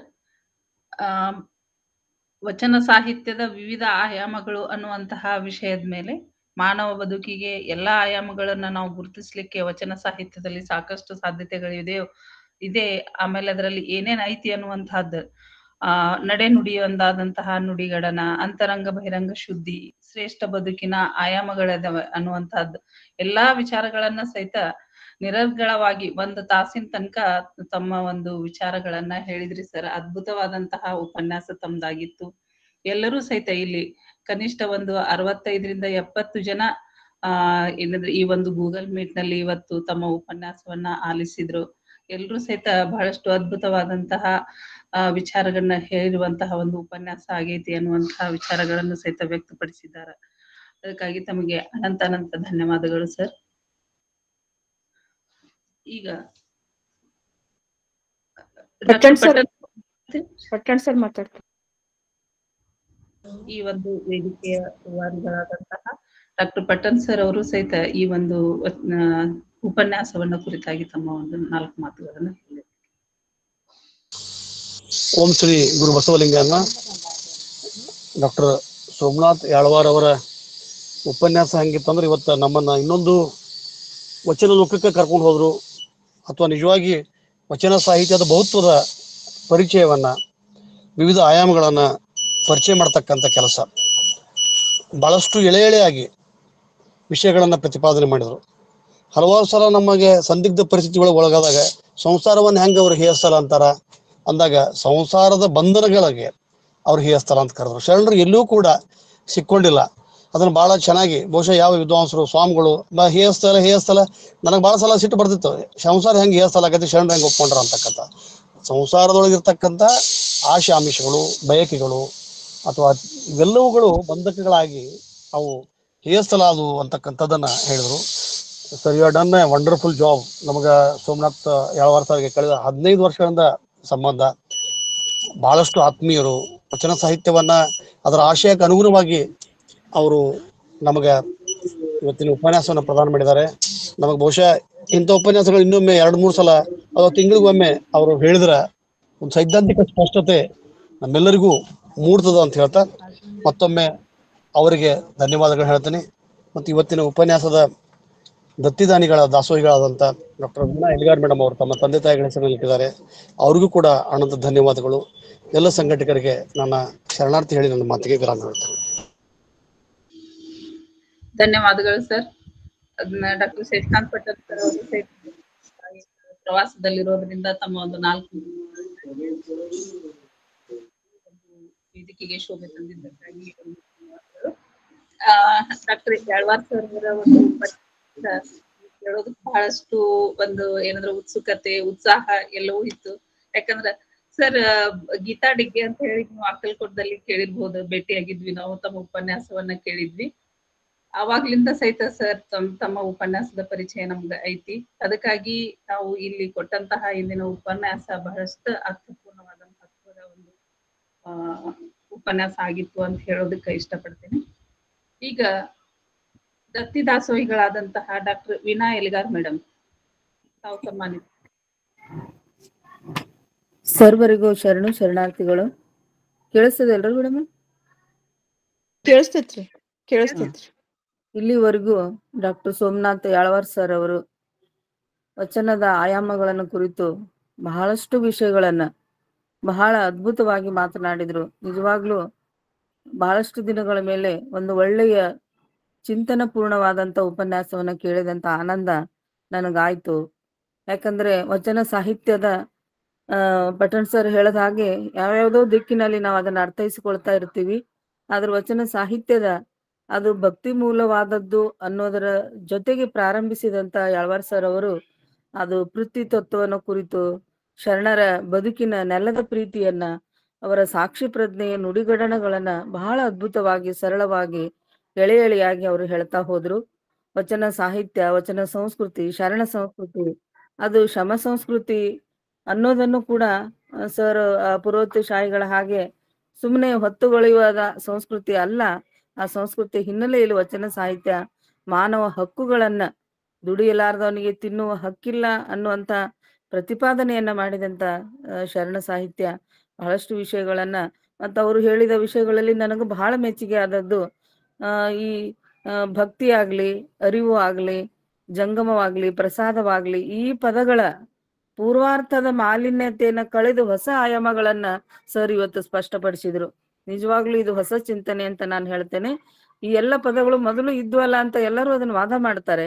ಆದ್ರೆ ಆ ಪದಗಳಿಗಿರುವ ಪೂರ್ವಾರ್ಥಗಳನ್ನ, ಅದಕ್ಕೆ ಅಂಟಿಕೊಂಡಿರುವ ಅನೇಕ ಒಂದು ಜಡ ಸಂಪ್ರದಾಯಗಳ ಮಲಿನತೆಯನ್ನ ತೆಗೆದು ಹೊಸ ಪರಿಕಲ್ಪನೆಯನ್ನು ಶರಣರು ಗುರು ಅರಿವು ಆಗಿರ್ಬೋದು, ಲಿಂಗ ತತ್ವ ಆಗಿರ್ಬೋದು, ಜಂಗಮ ಸಮಾಜ ಆಗಿರ್ಬೋದು ಅಂತ ಸಾಕಷ್ಟು ವಿಷಯಗಳನ್ನ ಅವರು ಇವತ್ತು ಪ್ರತಿಪಾದನೆ ಮಾಡಿದ್ರು. ಮತ್ತೆ ಎಲ್ಲಕ್ಕಿಂತಲೂ ಇಷ್ಟವಾದದ್ದು ಅವ್ರ ವಚನಗಳ ವಿಶ್ಲೇಷಣೆಯನ್ನು ಕೊಟ್ಟದ್ದು. ದೇವರಿಗೆ ವಿಳಾಸವಾದ ಬಸವಣ್ಣ ಅಂತ ಹೇಳ್ತಾ ಇಲ್ಲಿವರೆಗೂ ದೇವರಿಗೆ ವಿಳಾಸವೇ ಇರ್ಲಿಲ್ಲ ಅಂತ ಬಹಳ ಚೆನ್ನಾಗಿ ಸರ್ ಇಂಟರ್ಪ್ರಿಟೇಷನ್ ಮಾಡಿದ್ರು. ಆ ದೇವರ ಅಡ್ರೆಸ್, ದೇವರು ಎಲ್ಲಿದ್ದಾನೆ ಅನ್ನೋದೇ ಜಗತ್ತಿನ ಎಲ್ಲ ದಾರ್ಶನಿಕರ ಒಂದು ಹುಡುಕಾಟ ಆಗಿತ್ತು ಅಂತ. ಆ ಹುಡುಕಾಟಕ್ಕೆ ಎಷ್ಟು ಸ್ಪಷ್ಟ ಸರಳ ಉತ್ತರವನ್ನ ಅಲ್ಲಮರ ವಚನದಲ್ಲಿ ಅವರು ನೀಡಿದ್ರು ಅಂದ್ರೆ, ಆ ದೇವರಿಗೆ ವಿಳಾಸ ಎಲ್ಲಿ ಅಂದ್ರೆ ಅದು ಬಸವಣ್ಣನಲ್ಲಿ. ಬಸವಣ್ಣ ದೇವರ ವಿಳಾಸವನ್ನು ಕೊಟ್ಟವನು ಅನ್ನೋದನ್ನ ಬಹಳ ಸರಳೀಕರಣಗೊಳಿಸಿ ಸರ್ ಮಾತಾಡಿದ್ರು. ಮತ್ತೆ ಅವರು ಹೇಳಿದಂತ ಅನೇಕ ವಿಷಯಗಳಲ್ಲಿ ಅದು ಕಾಯ ಮತ್ತು ಮನ ಇವುಗಳ ಮೀಮಾಂಸೆಯ ವಚನ ಸಾಹಿತ್ಯ ಅಂತ ಬಹಳಷ್ಟು ಸಂಗತಿಗಳನ್ನ, ಹೊಸ ಆಯಾಮಗಳನ್ನ ಸರ್ ಕಟ್ಟಿಕೊಟ್ರು. ಅಂದ್ರೆ ಕಾಯ ಮತ್ತು ಮನಸ್ಸಿನ ಶುದ್ಧೀಕರಣದ ಜೊತೆಗೆ ಅವರು ಮನುಷ್ಯನ ವ್ಯಕ್ತಿತ್ವದ ಒಂದು ಜ್ಞಾನವನ್ನ ಬೆಳೆಸಿದ್ರು ಅನ್ನೋದನ್ನು ಕೂಡ ಸರ್ ಹೇಳ್ತಾ ಹೋದ್ರು. ಹೀಗೆ ನಮ್ಮನ್ನ ನಾವು ಅರಿಯುವಂತ ಜ್ಞಾನ, ಅದೇ ಭಕ್ತಿ, ಅದು ಕ್ರಿಯಾ, ಜ್ಞಾನ ಶುದ್ಧಿ ಆಗ್ಬೇಕು. ಸಂತೃಪ್ತ ಬದುಕೇ ಮನುಷ್ಯನ ಜೀವನದ ಮೂಲ ದ್ರವ್ಯ, ಅದು ಭಕ್ತಿಯ ಮೂಲಕ ಶರಣರು ಸಾಧಿಸಿದ್ರು. ವ್ಯಷ್ಟಿಯಿಂದ ಸಮಷ್ಟಿಯತ್ತ ಅವರು ಹೋದ್ರು ಅನ್ನೋದನ್ನ ಸರ್ ಬಹಳ ಚೆನ್ನಾಗಿ ಹೇಳಿದ್ರು. ಮತ್ತೆ ಧರ್ಮಕ್ಕೆ ದಯೆಯನ್ನು ಜೋಡಿಸಿದಂಥದ್ದು ವಚನ ಧರ್ಮ, ವಚನ ಸಾಹಿತ್ಯ ಅನ್ನೋದನ್ನ ಹೇಳ್ತಾ ಅದು ಸಾಕ್ಷಾತ್ಕಾರದ ಮೂಲಕ ಪಡೆಯಬೇಕಾದಂಥದ್ದು ಅನ್ನೋದನ್ನ ಬಹಳಷ್ಟು ಸಂಗತಿಗಳನ್ನ ಸರ್ ಹೇಳಿದ್ರು. ನಿಜವಾಗ್ಲೂ ಸರ್ಗೆ ನಾನು ಹೃದಯಪೂರ್ವಕವಾಗಿ ಭಕ್ತಿಪೂರ್ವಕವಾಗಿ ಅಭಿನಂದನೆಗಳನ್ನ ಸಲ್ಲಿಸ್ತೇನೆ ಸರ್. ವಚನ ಸಾಹಿತ್ಯದ ಚಿಂತನೆ ಅಕ್ಕನ ಅರಿವಿನಲ್ಲಿ ಸಾಕಷ್ಟು ನಡೀತಾ ಇರ್ತದೆ. ಇವತ್ತು ಸಾಕಷ್ಟು ವಿಷಯಗಳನ್ನ ನಮ್ಮ ಅರಿವಿಗೆ ನೀವು ಮೂಡಿಸಿದಿರಿ ಅಂತ ಹೇಳ್ತಾ, ಮತ್ತೆ ಇವತ್ತು ನಮ್ಮ ತಂದೆ ತಾಯಿಗಳ ದತ್ತಿ ದಾಸೋಹದ ದಿನ ಇವತ್ತು. ಇಂತಹ ದಿನದಲ್ಲಿ ನೀವು ವಚನ ಸಾಹಿತ್ಯದ ವಿಶ್ಲೇಷಣೆ ಕೊಟ್ಟದ್ದು ನಾನು ನಮ್ಮ ತಂದೆಯವರನ್ನ ಸ್ಮರಣೆ ಮಾಡ್ಕೊಂಡೆ. ಹನುಮಂತಪ್ಪ ಲಿಂಗಪ್ಪ ಹುಗಾರ್ ಅವರು ಟ್ರೈನಿಂಗ್ ಕಾಲೇಜ್ನಲ್ಲಿ ಪ್ರೊಫೆಸರ್ ಆಗಿದ್ರು. ಒಂದು 15 ವರ್ಷ ಧಾರವಾಡದಲ್ಲಿ, ಆಮೇಲೆ ಇಳಕಲ್ನಲ್ಲಿ ಸರ್ವಿಸ್ ಮಾಡಿ ರಿಟೈರ್ಡ್ ಆದ್ರು. ಅವ್ರಿಗೆ ಶರಣ ಸಾಹಿತ್ಯ, ಬಸವಣ್ಣ ಅಂದ್ರೆ ಬಹಳ ಪ್ರೀತಿ. ಮತ್ತೆ ಯಾವಾಗ್ಲೂ ಮಠದ ಪರಿಸರದಲ್ಲೇ ಅವರು ಇರ್ತಾ ಇದ್ರು. ನಮ್ಮನ್ನು ಮಠದ ಪರಿಸರದಲ್ಲೇ ಅವರು 5 ಜನ ಮಕ್ಕಳನ್ನು ಮಠದ ಪರಿಸರದಲ್ಲೇ ಅವ್ರು ಬೆಳೆಸಿದ್ರು. 4 ಜನ ನಾವು ಹೆಣ್ಮಕ್ಳು, ಒಬ್ಬನೇ ಗಂಡಮಗ ಇದ್ರು. ಅವ್ರೆಂದೂ ಲಿಂಗ ಭೇದ ಮಾಡ್ಲಿಲ್ಲ ನಮ್ಮ ತಂದೆಯವರು. ಗಂಡ ಮಗನಿಗಿಂತನೂ ಹೆಣ್ಮಕ್ಳಿಗೆ ಹೆಚ್ಚು ಪ್ರಾಶಸ್ತ್ಯ ಕೊಟ್ರು ಅವ್ರು. ಅಂದಿನ ಕಾಲದೊಳಗ ನಮ್ಮನೆಯೊಳಗ ನಾನೇ ಸಣ್ಣವಳು. ಅವತ್ತಿನ ಕಾಲಘಟ್ಟದೊಳಗ ಮಕ್ಕಳನ್ನು ಓದಿಸುವ ಶಿಕ್ಷಣ ಕೊಡ್ಬೇಕು ಅನ್ನುವಂತ ಆಲೋಚನೆ ಮಾಡಿದ್ರಲ್ಲ, ಅದು ನಮ್ಮ ತಂದೆಯವರ ಒಂದು ದೊಡ್ಡ ಹೆಗ್ಗಳಿಕೆ ಅಂತ ನಾನು ಇವತ್ತು ಬಹಳ ಅಭಿಮಾನದಿಂದ ಹೇಳ್ತೀನಿ. ಯಾಕಂದ್ರೆ ನಮ್ಮ ಹಿರಿಯ ಅಕ್ಕ ಕಾಲೇಜಿಗೆ ಕಳಿಸಿದಾಗ ನಮ್ಮ ಸೋದರ ಅತ್ತೆ ಉಪವಾಸ ಕುಂತಿದ್ಲಂತೆ 15 ದಿನ. ನಮ್ಮ ಮನೆತನದೊಳಗ ಯಾವ ಹೆಣ್ಮಕ್ಳು ಕಾಲೇಜಿಗೆ ಹೋಗಿಲ್ಲ, ನೀ ಆಕಿನ ಕಾಲೇಜ್ ಬಿಡಿಸ್ಬೇಕು ಅಂತ. ಅಕ್ಕ ತಂಗಿಯರ ಮಾತನ್ನ ಉಗುಳು ದಾಟ್ತಿರ್ಲಿಲ್ಲ ಅಂತ ನಮ್ಮ ತಂದೆ, ನಮ್ಮ ಅವ್ವ ಹೇಳ್ತಿದ್ಲು. ಅಂಥವ್ರು ಈ ವಿಷಯದಲ್ಲಿ ಅವ್ರ ಅಕ್ಕ ತಂಗಿಯರ ಮಾತು ಕೇಳಲಿಲ್ಲ. ಇಲ್ಲ, ನನ್ನ ಮಕ್ಕಳಿಗೆ ಓದಿಸ್ತೇನೆ ಅಂತ 4 ಜನ ನಾವೆಲ್ಲರೂ ಒಬ್ರು KES ಆದ್ಲು, ಒಬ್ಳು ಪ್ರಿನ್ಸಿಪಾಲ್ ಆದ್ಲು, ಒಬ್ಳು IAS ಆದ್ಲು, ಮತ್ತೆ ನಾನು ಪ್ರೊಫೆಸರ್ ಆದೆ, ಅಣ್ಣ ಒಬ್ಬ ಪ್ರೊಫೆಸರ್ ಆದ.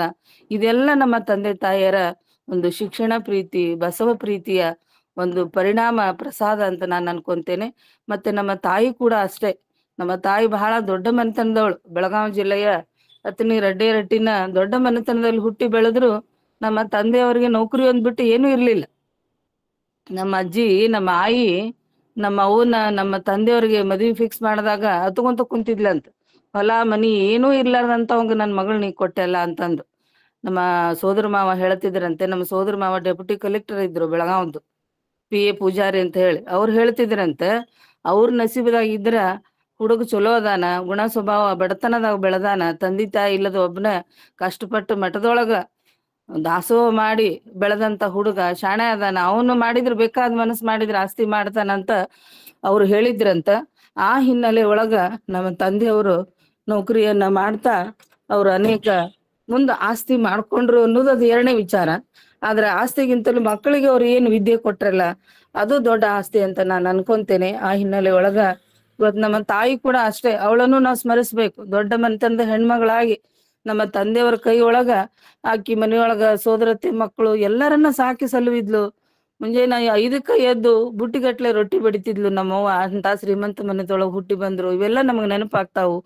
ಅವರು ಪಟ್ಟಂತ ಶ್ರಮ, ಅವರು ಸುರಿಸಿದಂತ ಬೆವರು ಇವತ್ತು ನಾವು ಆರಾಮಾಗಿ ಕುಂತು ಉಣ್ಣಲಿಕ್ಕೆ ಸಾಧ್ಯ ಆಗಿದೆ ಎನ್ನುವುದನ್ನ ಈ ಸಂದರ್ಭದಲ್ಲಿ ಹೇಳ್ತಾ, ಜಗತ್ತಿನೊಳಗ ಎಲ್ಲಕ್ಕಿಂತಲೂ ದೊಡ್ಡದು ಜೀವಗಳಿದ್ರೆ, ಪ್ರೀತಿ ಮಾಡುವಂತ ಜೀವಗಳಿದ್ರೆ ಅವು ತಂದೆ ತಾಯಿಗಳು ಮಾತ್ರ ಅಂತ. ಉಳಿದೆಲ್ಲ ಸಂಬಂಧಗಳಲ್ಲಿ ಸ್ವಾರ್ಥ ಇರ್ತದೆ. ಆದರೆ ತಂದೆ ತಾಯಿ ಸಂಬಂಧಗಳು ಎಂದೂ ಅವು ಮಕ್ಕಳ ಈ ಅಭಿವೃದ್ಧಿಯನ್ನು ಮಾತ್ರ ಅವು ಗಮನಿಸ್ತಿರ್ತವೆ ಅನ್ನೋದನ್ನ ಈ ಸಂದರ್ಭದಲ್ಲಿ ನಾನು ಅವರನ್ನ ಸ್ಮರಿಸ್ಕೊಳ್ತೇನೆ. ಅವರ ಸ್ಮರಣಾರ್ಥವಾಗಿ ಇವತ್ತು ನಮ್ಮ ಅಕ್ಕನ ಅರಿವಿನಲ್ಲಿ ಯಾಳ್ವಾರ್ ಸರ್ ಅವರು ಮಾಡಿದಂತ ವಚನ ಸಾಹಿತ್ಯ, ಯಾಕಂದ್ರೆ ವಚನ ಸಾಹಿತ್ಯದ ಬಗ್ಗೆ ಬಹಳ ಪ್ರೀತಿಯನ್ನ ಇಟ್ಕೊಂಡವರಾಗಿದ್ರು ನಮ್ಮ ತಂದೆಯವರು. ಅವರು ಲಿಂಗ ಪೂಜೆಯನ್ನು ಪ್ರತಿನಿತ್ಯ 2 ಹೊತ್ತು ಲಿಂಗ ಪೂಜೆಯನ್ನು ಮಾಡ್ಕೊಂಡೇ ಅವ್ರು ಪ್ರಸಾದವನ್ನ ಸ್ವೀಕಾರ ಮಾಡ್ತಿದ್ರು. ನಮಗೂ ಅದೇ ಸಂಸ್ಕಾರವನ್ನ ಅವರು ಕೊಟ್ರು. ಅಂತ ತಂದೆ ತಾಯಿಗಳ ಗರ್ಭದಲ್ಲಿ ನಾವು ಹುಟ್ಟಿ ಬೆಳೆದದ್ದು ಅದು ನಮ್ಮ ಸೌಭಾಗ್ಯ ಅಂತ ನಾನು ಹೇಳ್ತಾ, ಇಂತಹ ತಂದೆ ತಾಯಿಗಳ ಸ್ಮರಣೆಗೆ ಒಂದು ದತ್ತಿ ದಾಸೋಹ ಅವಕಾಶವನ್ನು ಮಾಡಿಕೊಟ್ಟಂತ ಈ ವೇದಿಕೆಗೆ, ಮತ್ತೆ ಇವತ್ತಿನ ವಿಶೇಷ ಉಪನ್ಯಾಸವನ್ನು ನೀಡಿದಂತ ಸೋಮನಾಥ್ ಯಾಳ್ವಾರ್ ಸರ್ ಅವರಿಗೆ ಮತ್ತೊಮ್ಮೆ ಭಕ್ತಿಪೂರ್ವಕವಾದಂತ ವಂದನೆಗಳನ್ನು ಸಲ್ಲಿಸಿ ನನ್ನ ಮಾತುಗಳಿಗೆ ವಿರಾಮ ಹೇಳ್ತೇನೆ. ಶರಣು ಶರಣಾರ್ಥಿ. ಶರಣಾರ್ಥಿಗಳು. ಧನ್ಯವಾದಗಳು ಮೇಡಮ್. ಲಿಂಗಪ್ಪಣ್ಣ ಕಲ್ಬುರ್ಗಿ ಸರ್ ಅದಾರ ನೋಡ್ರಿ, ಕರೀರಿ. ಹಾ, ಆಮೇಲೆ ಮಹಾದೇವ್ ಹೊರಟ್ಟಿ ಸರ್. ಆಮೇಲೆ ಸರಿ ಸರಿ. ಇಂದಿನ ದತ್ತಿ ದಾಸೋಹಗಳಾದಂತಹ ಡಾಕ್ಟರ್ ವೀಣಾ ವೆಲಿಗಾರ್ ಮೇಡಮ್ ಅವರು ತಮ್ಮ ತಂದೆ ತಾಯಿಗಳನ್ನ ನೆನೆಸ್ಕೊಂಡು ಭಾವುಕರಾಗಿ ಅನೇಕ ವಿಚಾರಗಳನ್ನ ಹೇಳಿದ್ರು. ನಿಜವಾಗಿ ಮೇಡಮ್ ಅವರು ಆಸ್ತಿಯನ್ನ ಎಷ್ಟು ಮಾಡಿದ್ರು ಗೊತ್ತಿಲ್ಲ, ಅವರು ತಮ್ಮ ಮಕ್ಕಳನ್ನೇ ಒಂದು ಆಸ್ತಿಯಾಗಿ ಬೆಳೆಸಿದ್ರು ಅನ್ನುವಂತಹದ್ದು ಇಲ್ಲಿ ಬಹಳಷ್ಟು ಮಹತ್ವದ್ದು ಅಂತ ಅನ್ನುವಂತಹದ್ದು ಕಂಡು ಬರ್ತದ. ನಿಜವಾಗಿಯೂ ತಮ್ಮ ನುಡಿಗಳು ಇನ್ನೊಬ್ಬರಿಗೂ ಸಹಿತ ಸ್ಫೂರ್ತಿಯಾಗುವಂತ ಇದ್ದು. ಧನ್ಯವಾದಗಳು ಮೇಡಮ್.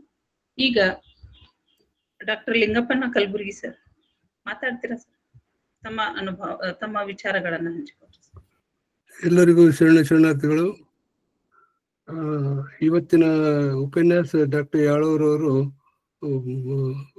ವಚನ ಸಾಹಿತ್ಯದ ಬಗ್ಗೆ ವಿವಿಧ ಆಯಾಮಗಳ ಬಗ್ಗೆ ತಿಳಿಸಿ ಹೇಳಿದರು.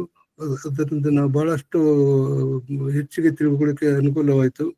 ಅದೇ ನಮ್ಮ ಡಾಕ್ಟರ್ ಪಟ್ಟಣವರಿಗೂ ಈ ಸಂದರ್ಭದಲ್ಲಿ ಧನ್ಯವಾದಗಳನ್ನು ಹೇಳಬೇಕು. ಯಾಕಂದ್ರೆ ಈ ಯಾಳವರತ್ತ ನಮ್ಮ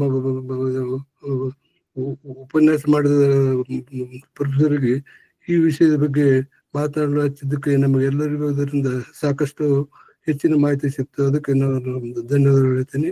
ಮತ್ತು ವೀಣಾ ಎಲ್ಗಾರ್ ಮೇಡಮ್ ಅವರು ಇವತ್ತು ತುಂಬಾ ಸ್ವಲ್ಪ ಭಾವುಕರಾಗಿ ಮಾತಾಡಿದ್ದಾರೆ. ಮತ್ತು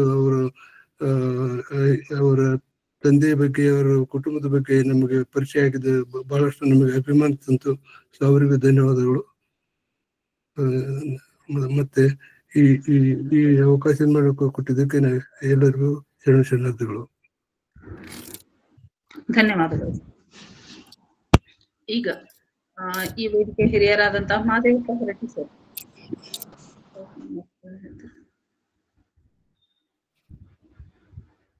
ಹೊರಟ್ಟಿ ಸರ್, ಮಾಧವ ರೆಡ್ಡಿ ಸರ್.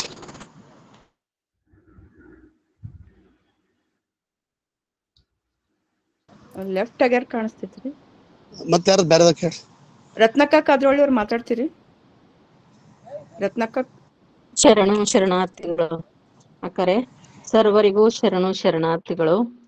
ಇವತ್ತಿನ ಉಪನ್ಯಾಸ ಡಾಕ್ಟರ್ ಸೋಮನಾಥ್ ಯಾದವಾಳ್ ಸರ್ ಮಾಡಿದ್ದು ಬಹಳ ಇಷ್ಟ ಆಯ್ತು. ಬಹಳ ತುಂಬಾ ಅವರು ಸರಳವಾಗಿ ಸುಂದರವಾಗಿ ಆ ಶರಣರ ಒಂದು ಸಾಹಿತ್ಯದಲ್ಲಿ, ವಚನ ಸಾಹಿತ್ಯದಲ್ಲಿ ವಿವಿಧ ಆಯಾಮಗಳು ಅನ್ನುವಂತಹ ಮಾತುಗಳನ್ನ, ಅದು ಬರೀ ಸಾಹಿತ್ಯದಲ್ಲಿ ಇಲ್ಲ, ಅವರು ಅನುಭವವನ್ನ ಬರೆದಿಟ್ಟಂತಹ ನುಡಿಗಳು, ಸಾಹಿತ್ಯ, ಅದನ್ನ ತುಂಬಾ ಸುಂದರವಾಗಿ ನಮಗೆ ಎಡೆ ಮಾಡಿಕೊಟ್ರು.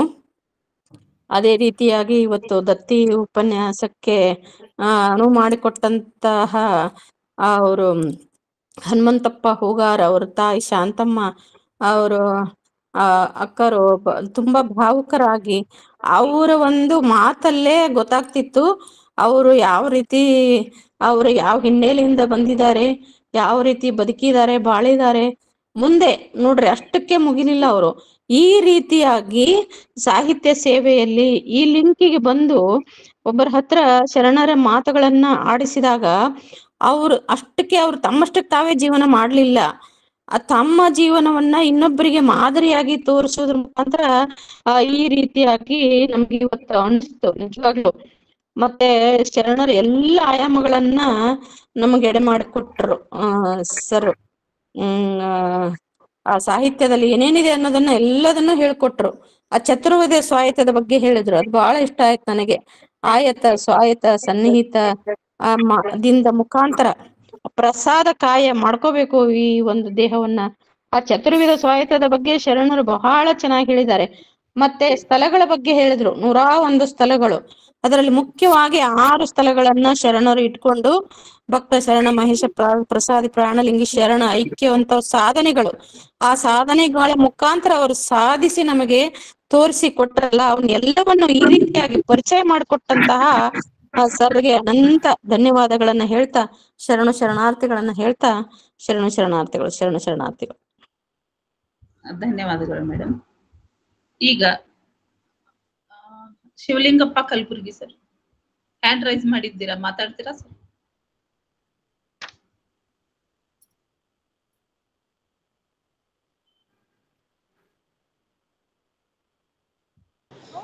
ಮೇಘರಾಜ್ ಕುಲಕರ್ಣಿ ಅವ್ರ ಕರ್ಸಿ. ಮೇಘರಾಜ್ ಕುಲಕರ್ಣಿ ಸರ್.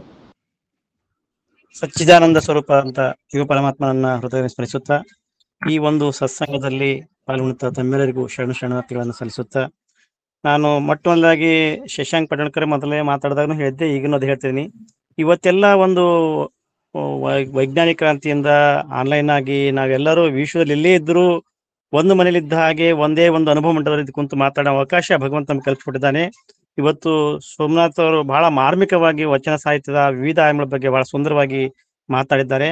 ಇವತ್ತೆಲ್ಲ ಅನುಕೂಲ ಇದೆ. ಎಲ್ಲಾದ್ರೆ ಅವ್ರಿಗೆ ಮದೇ ಪದ ಹೇಳ್ತೀನಿ, ಸಮಾನತೆ ಬಗ್ಗೆ ಮಾತಾಡಿದ್ರು, ಸೌರತೆ ಬಗ್ಗೆ ಮಾತಾಡಿದ್ರು, ಸರ್ವದ ಬಗ್ಗೆ ಮಾತಾಡಿದ್ರು.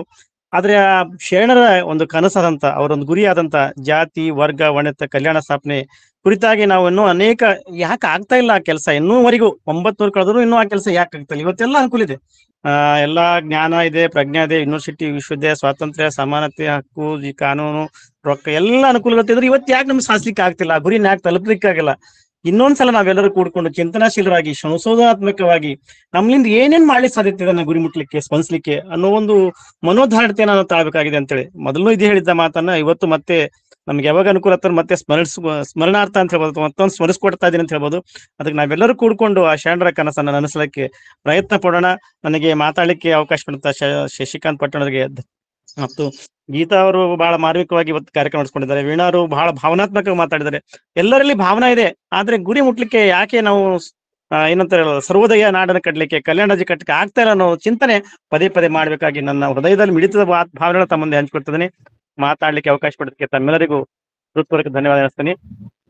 ತಾವು ಮುಂದಿನ ಕಾರ್ಯಕ್ರಮ ನಡೆಸ್ಕೊಡ್ಬೇಕಾಗಿ ನಾನು ಕೇಳ್ಕೊತೀನಿ. ಶರಣಾರ್ಥಿ ಶ್ರೀ ಗುರು ಬಸವಲಿಂಗಾಯ ನಮಃ. ಶರಣಾರ್ಥಿಗಳು, ಧನ್ಯವಾದಗಳು ಸರ್. ಶಿವಲಿಂಗಪ್ಪ ಕಲಬುರ್ಗಿ ಸರ್, ಮಾತಾಡ್ತೀರಾ ಸರ್?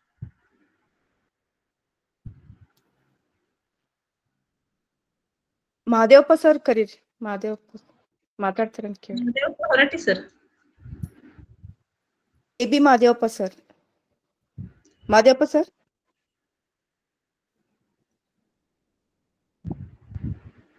ಇಲ್ಲ, ನಾನು ಈಗ ಬಂದಿದ್ದೇನೆ, ನಮ್ದು ಬೇರೆ ಸಭೆ ಇತ್ತು, ನಾನು ಕೇಳಿಸ್ಕೊಳ್ಳೋಣ ಅಂತ ಬಂದೆ. ಇರ್ಲಿ ಇರ್ಲಿ ಇರ್ಲಿ. Okay sir.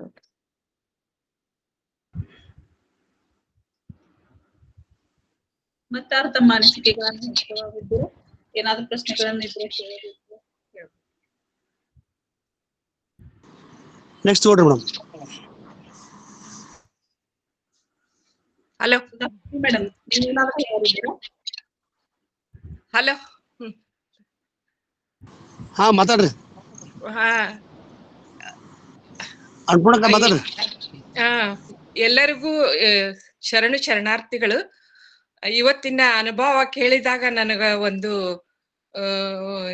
ಅನಿಸಿಕೆ ಏನಂದ್ರೆ, ಮೈಲಾರ ಬಸವಲಿಂಗ ಶರಣರ ಒಂದು ನುಡಿ ನೆನಪಿಗೆ ಬಂತು. ಕಂದ ಬಾ ಎಂದು ಕೈ ಹಿಡಿದು ಕರೆತಂದೆ, ಬಸವಾದಿ ಪ್ರಮುಖರ ಪಥಕ್ಕೆನ್ನ ತಂದೆ, ಶ್ರೀ ಗುರುವೇ ಕೃಪೆಯಾಗುವಂತ ಆ ಬಸವಣ್ಣವರ ಕಾಲಘಟ್ಟದಲ್ಲೇ ನಾನು ಹೋಗಿದ್ನೇನೋ ಅನಿಸ್ತು ಅವ್ರ ಅನುಭವ ಕೇಳ್ತಾ ಆ ಶರಣರ ವಚನಗಳು ನಮ್ಮ ಜೀವನದ ಮೌಲ್ಯಗಳನ್ನು ತಿಳಿಸ್ತಾ ಹೋಗುತ್ತದೆ ಮತ್ತು ನಮ್ಮಲ್ಲಿರುವ ಕುಂದುಕೊರತೆಗಳನ್ನು ಆ ವಚನದ ಮುಖಾಂತರ ನಮ್ಗ ಅರಿವನ್ನು ಹುಟ್ಟಿಸ್ತತಿ, ನಮ್ಮನ್ನು ನಾವು ತಿದ್ದಿಕೊಳ್ಳುವಂತ ಪ್ರಯತ್ನವನ್ನು ನಾವು ಮಾಡ್ತೀವಿ ಅಂತ ಹೇಳ್ತಾ ಇವತ್ತಿನ ಅನುಭವ ಅದ್ಭುತವಾಗಿತ್ತು ಅಂತ ಹೇಳ್ತಾ ಇದಕ್ಕೆಲ್ಲ ಕಾರಣರಾದ ಶಶಿಕಾಂತ್ ಪಟ್ಟಣದವರು ಮತ್ತು ಎಲ್ಲ ಅದರ ರೂವಾರಿಗಳಿಗೆ ನನ್ನ ಅನಂತ ಕೋಟಿ ಶರಣಾರ್ಥಿಗಳನ್ನು ತಿಳಿಸ್ತಾ ನನ್ನ 2 ಮಾತುಗಳನ್ನು ಮುಗಿಸ್ತೇನೆ. ಶರಣಾರ್ಥಿಗಳು. ಧನ್ಯವಾದಗಳು. ಮತ್ತೆ ಮಂಗಳಾ ಪಾಟೀಲ್ ಅವ್ರು ಮಾತಾಡ್ತಾರ ಮೇಡಮ್? ಇಲ್ರಿ, ಅವ್ರ ಮಾತಾಡಿದ್ರಿ. ಅವ್ರ ಅನ್ನಪೂರ್ಣ ಅಗಡಿ ಅವ್ರ ತಂಗಿ ಅವ್ರು ಮಾತಾಡಿದ್ರಿ. ಈಗ ಸದ್ಯ ಮಂಗಳಾ ಪಾಟೀಲ್ ಅವ್ರು. ನೀವ್ ಮುಗಿಸ್ರಿ ಮೇಡಮ್. ನೆಕ್ಸ್ಟ್ ತಗೋರಿ.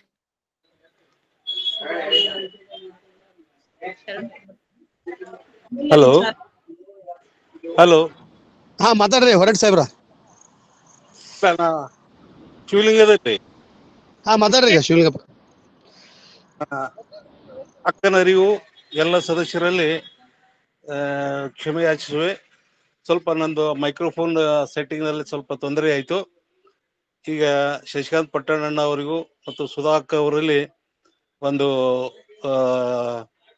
ವಿನಂತಿ ಏನಂದರೆ, ಇದೇ ತಿಂಗಳ 6ನೇ ತಾರೀಕು 28/6/2025 ನಾವು ಕಲಬುರಗಿ ಫೌಂಡೇಶನ್ ವತಿಯಿಂದ ಇಂಡಿಯಲ್ಲಿ ಪ್ರಶಸ್ತಿ ಸಮಾರಂಭ ಇಟ್ಟುಕೊಂಡಿದ್ದೇವೆ. ದಯವಿಟ್ಟು ತಾವುಗಳೆಲ್ಲ ಅಕ್ಕನ ಅರಿವು ಮತ್ತು ಬಸವ ವಚನ ಅಧ್ಯಯನ ಸಂಸ್ಥೆಯ ಎಲ್ಲ ಸದಸ್ಯರು ಈ ಕಾರ್ಯಕ್ರಮಕ್ಕೆ ಇಂಡಿಗೆ ಆಗಮಿಸಿ ಈ ವರ್ಷ ದಾನಮ್ಮ ಜಳಕಿಯವರಿಗೆ ನಾವು ಪ್ರಶಸ್ತಿಯನ್ನು ಕೊಟ್ಟಿದ್ದೇವೆ. ತಾವುಗಳೆಲ್ಲರೂ ಬಂದು ದಾನಮ್ಮ ಜಳಕಿಯವರಿಗೆ ಪ್ರೋತ್ಸಾಹಿಸಬೇಕೆಂದು ತಮ್ಮಲ್ಲಿ ಈ ಕಲಬುರಗಿ ಫೌಂಡೇಶನ್ ವತಿಯಿಂದ ಕೇಳಿಕೊಳ್ಳುತ್ತೇನೆ.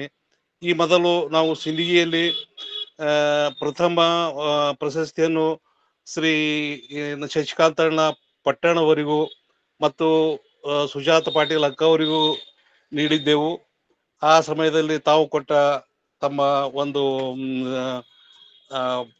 ಪ್ರೋತ್ಸಾಹ ಮತ್ತು ಎರಡೇ ವರ್ಷ ನಾವು ಪ್ರಶಸ್ತಿಯನ್ನು ಬಿಜಾಪುರದಲ್ಲಿ ಹಮ್ಮಿಕೊಂಡಾಗ ಡಾಕ್ಟರ್ ಎಂ ಎಸ್ ಮಧುಭಾವಿ ಸರು ಮತ್ತು ಶ್ರೀಮತಿ ಗೌರಮ್ಮ ರಾಶಿ ಅವರಿಗೂ ಮೀನಾಕ್ಷಿ ಬಾಳಿಯವರಿಗೂ ಪ್ರಶಸ್ತಿಯನ್ನು ಕೊಟ್ಟು ಸನ್ಮಾನಿಸಿದ್ದೇವೆ. ಅದೇ ತರನಾಗಿ ಈ 3ನೇ ಪ್ರಶಸ್ತಿಯನ್ನು ನಾವು ಇಂಡಿಯಲ್ಲಿ ಈ ವರ್ಷ ಇಂಡಿಯಲ್ಲಿ ಇಟ್ಟುಕೊಂಡಿದ್ದೇವೆ. ಕಾರಣ ತಾವು ಅಕ್ಕನರಿವು ಸದಸ್ಯರೆಲ್ಲರೂ ದಾನಮ್ಮ ಜಳಕಿಯವರಿಗೆ ಪ್ರಶಸ್ತಿ ನಾವು ಕೊಡಮಾಡಿದ ಪ್ರಶಸ್ತಿಯನ್ನು ತಾವು ಬಂದು ಅವರಿಗೆ ಪ್ರೋತ್ಸಾಹಿಸಬೇಕೆಂದು ತಮ್ಮಲ್ಲಿ ಕಳಕಳಿಯಿಂದ ಕೇಳಿಕೊಳ್ಳುತ್ತೇನೆ. ಶರಣಾರ್ಥಿಗಳ್ರಿ ಸರ್. ತಮ್ಮ ಈ ಒಂದು ಪ್ರೋತ್ಸಾಹದ ಒಂದು ಕಾರ್ಯಕ್ಕೆ ಎಲ್ರೂ ಸಹಿತ ಭಾಗಿಗಳಾಗ್ತೀವಿ ಅಂತ ಅನ್ನುವಂತಹ ಮಾತನ್ನ ಹೇಳ್ತಾ ತಮ್ಗೆ ಅನಂತ ಧನ್ಯವಾದ. ಶರಣ ಸಮರ್ಪಣೆ. ನೆಕ್ಸ್ಟ್ ನೋಡ್ರಿ ಮೇಡಮ್. ವಚನ ಸಾಹಿತ್ಯದ ವಿವಿಧ ಆಯಾಮಗಳು ಅವಲೋಕನ ಅನ್ನುವಂತಹ ವಿಷಯವನ್ನ ಇಟ್ಕೊಂಡು ಇಂದಿನ ಅನುಭವವನ್ನ ನೀಡಿದಂತಹ ಡಾಕ್ಟರ್ ಸೋಮನಾಥ್ ಯಾಳ್ವಾರ್ ಸರ್ ಅವರು ವಚನ ಸಾಹಿತ್ಯ ಮತ್ತು ವಚನ ಸಾಹಿತ್ಯದ ಆಯಾಮಗಳು ಮತ್ತು ಸರ್ವೋದಯದ ಆಚರಣೆಗಳು, ಶ್ರಮ ಸಂಸ್ಕೃತಿ, ಶರಣ ವಚನ ಚಳವಳಿ, ಜೀವಾಳ ಅನ್ನುವಂತಹ ಅನೇಕ ವಿಚಾರಗಳನ್ನ ಹೇಳ್ತಾ ಎಲ್ಲರನ್ನ ಸಹಿತ ಇವತ್ತು ಒಂದು ಒಳ್ಳೆಯ ಒಂದು ವಿಚಾರಗಳನ್ನ ಹೇಳುವಂತೆ ಅವರ ಒಂದು ಮನಸ್ಸಿನಲ್ಲಿ ನಿಲ್ಲುವಂತೆ ಮಾಡಿದಂತಹ ಡಾಕ್ಟರ್ ಸೋಮನಾಥ್ ಯಾಳ್ವಾರ್ ಸರ್ ಅವರಿಗೆ ಹೃತ್ಪೂರ್ವಕ ಧನ್ಯವಾದಗಳು. ಈ ವೇದಿಕೆಯ ಪರವಾಗಿ ಅನಂತ ವಂದನೆಗಳನ್ನ ಹೇಳ್ತೇನೆ. ಅದೇ ರೀತಿಯಾಗಿ ಇಂದಿನ ದತ್ತಿ ದಾಸೋಹವನ್ನ ನೀಡಿದಂತಹ ಡಾಕ್ಟರ್ ವೀಣಾ ಎಲಿಗಾರ್ ಮೇಡಮ್ ಅವರಿಗೂ ಮತ್ತು ಸಂಯೋಜಕರಾದ ವೇದಿಕೆಯ ರೂವಾರಿಗಳಾದ ಡಾಕ್ಟರ್ ಶಶಿಕಾಂತ್ ಪಟ್ಟಣ್ ಸರ್ ಅವರು ತಮ್ಮ ಬಿಡುವಿಲ್ಲದ ವೇಳೆಯಲ್ಲೂ ಸಹಿತ ಇಲ್ಲಿ ಉಪನ್ಯಾಸಕ್ಕೆ ಉಪಸ್ಥಿತರಿದ್ದು ತಮ್ಮ ಮಾರ್ಗದರ್ಶನವನ್ನ ನೀಡಿದ್ರು. ಅವರಿಗೆ ಅನಂತ ಧನ್ಯವಾದಗಳು. ಶರಣ ರುದ್ರಮೂರ್ತಿ ಪ್ರಭು ಸರ್, ಶರಣ ಕುಮಾರ್ ರಾಜಣ್ಣ ಅವರಿಗೆ ಮತ್ತು ವಚನ ಪ್ರಾರ್ಥನೆ ಹೇಳಿದಂತಹ ಪ್ರೇಮಕ್ಕ ಹೊರಟ್ಟಿ ಹಾಗೂ ವಚನ ಮಂಗಳ ಹೇಳಿದಂತಹ ಹೇಳುವಂತಹ ವಿದ್ಯಾ ಮಗ್ದುಮ್ ಇವರಿಗೂ ಸಹಿತ ವೇದಿಕೆಯ ಪರವಾಗಿ ಅನಂತ ಕೋಟಿ ವಂದನೆಗಳು. ಸಂವಾದಗೋಷ್ಠಿಯಲ್ಲಿ ಸಹಿತ ಸಾಕಷ್ಟು ವಿಚಾರಗಳನ್ನ ಹೇಳಿದಂತಹ ಎಲ್ಲ ಗುರು ಹಿರಿಯರಿಗೂ ಸಹಿತ ಅನಂತ ವಂದನೆಗಳನ್ನ ಹೇಳ್ತೇನೆ. ಮತ್ತು ಇಲ್ಲಿ ಉಪಸ್ಥಿತರಿರುವಂತಹ ಎಲ್ಲ ಗುರು ಹಿರಿಯ ಶರಣು ಬಂಧುಗಳಿಗೆ ವೇದಿಕೆಯ ಪರವಾಗಿ ಅನಂತ ಕೋಟಿ ಧನ್ಯವಾದಗಳು. ಇದೇ ರೀತಿ ಪ್ರತಿಯೊಂದು ಪ್ರತಿ ಶನಿವಾರ ಮತ್ತು ರವಿವಾರ ಕಾರ್ಯಕ್ರಮದಲ್ಲಿ ಎಲ್ಲರೂ ಹೆಚ್ಚು ಸಂಖ್ಯೆಯಲ್ಲಿ ಭಾಗವಹಿಸಿ ಉಪನ್ಯಾಸದ ಒಂದು ಲಾಭವನ್ನ ಪಡೆದುಕೊಳ್ಬೇಕು ಅಂತ ಅನ್ನುವಂತೆ ತಮ್ಮಲ್ಲಿ ವಿನಂತಿಸಿಕೊಳ್ತಾ, ಈಗ ವಚನ ಮಂಗಳವನ್ನ ಹೇಳಿ ಅಂತ ಹೇಳಿ ಶರಣೆ ವಿದ್ಯಾ ಮಗ್ದುಮ್ ಅವರನ್ನ ಕೇಳಿ.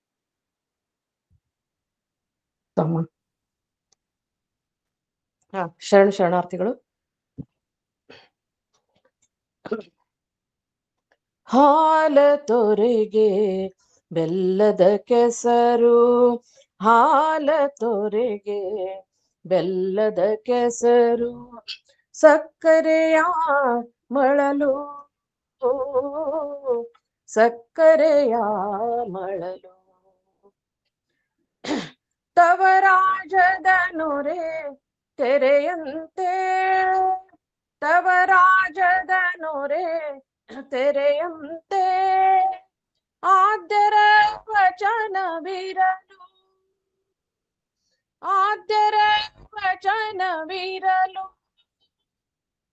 ಬೇರೆ ಭಾವಿಯ ತೋಡಿ ಉಪ್ಪ ನೀರನುಂಬುವರ, ಬೇರೆ ಭಾವಿಯ ತೋಡಿ ಉಪ್ಪ ನೀರ ನುಂಬುವರ, ವಿಧಿಯಂತಾಯಿತು ಎನ್ನ ಮತಿ, ವಿಧಿಯಂತಾಯಿತು ಎನ್ನ ಮತಿ, ಕೂಡಲ ಸಂಗಮ ದೇವಾ ದೇವಾ, ಕೂಡಲ ಸಂಗಮ ದೇವಾ, ಹಾಲ ತೊರೆಗೆ ಬೆಲ್ಲದ ಕೆಸರು, ಹಾಲ ತೊರೆಗೆ ಬೆಲ್ಲದ ಕೆಸರು, ಸಕ್ಕರೆಯ ಮಳಲು,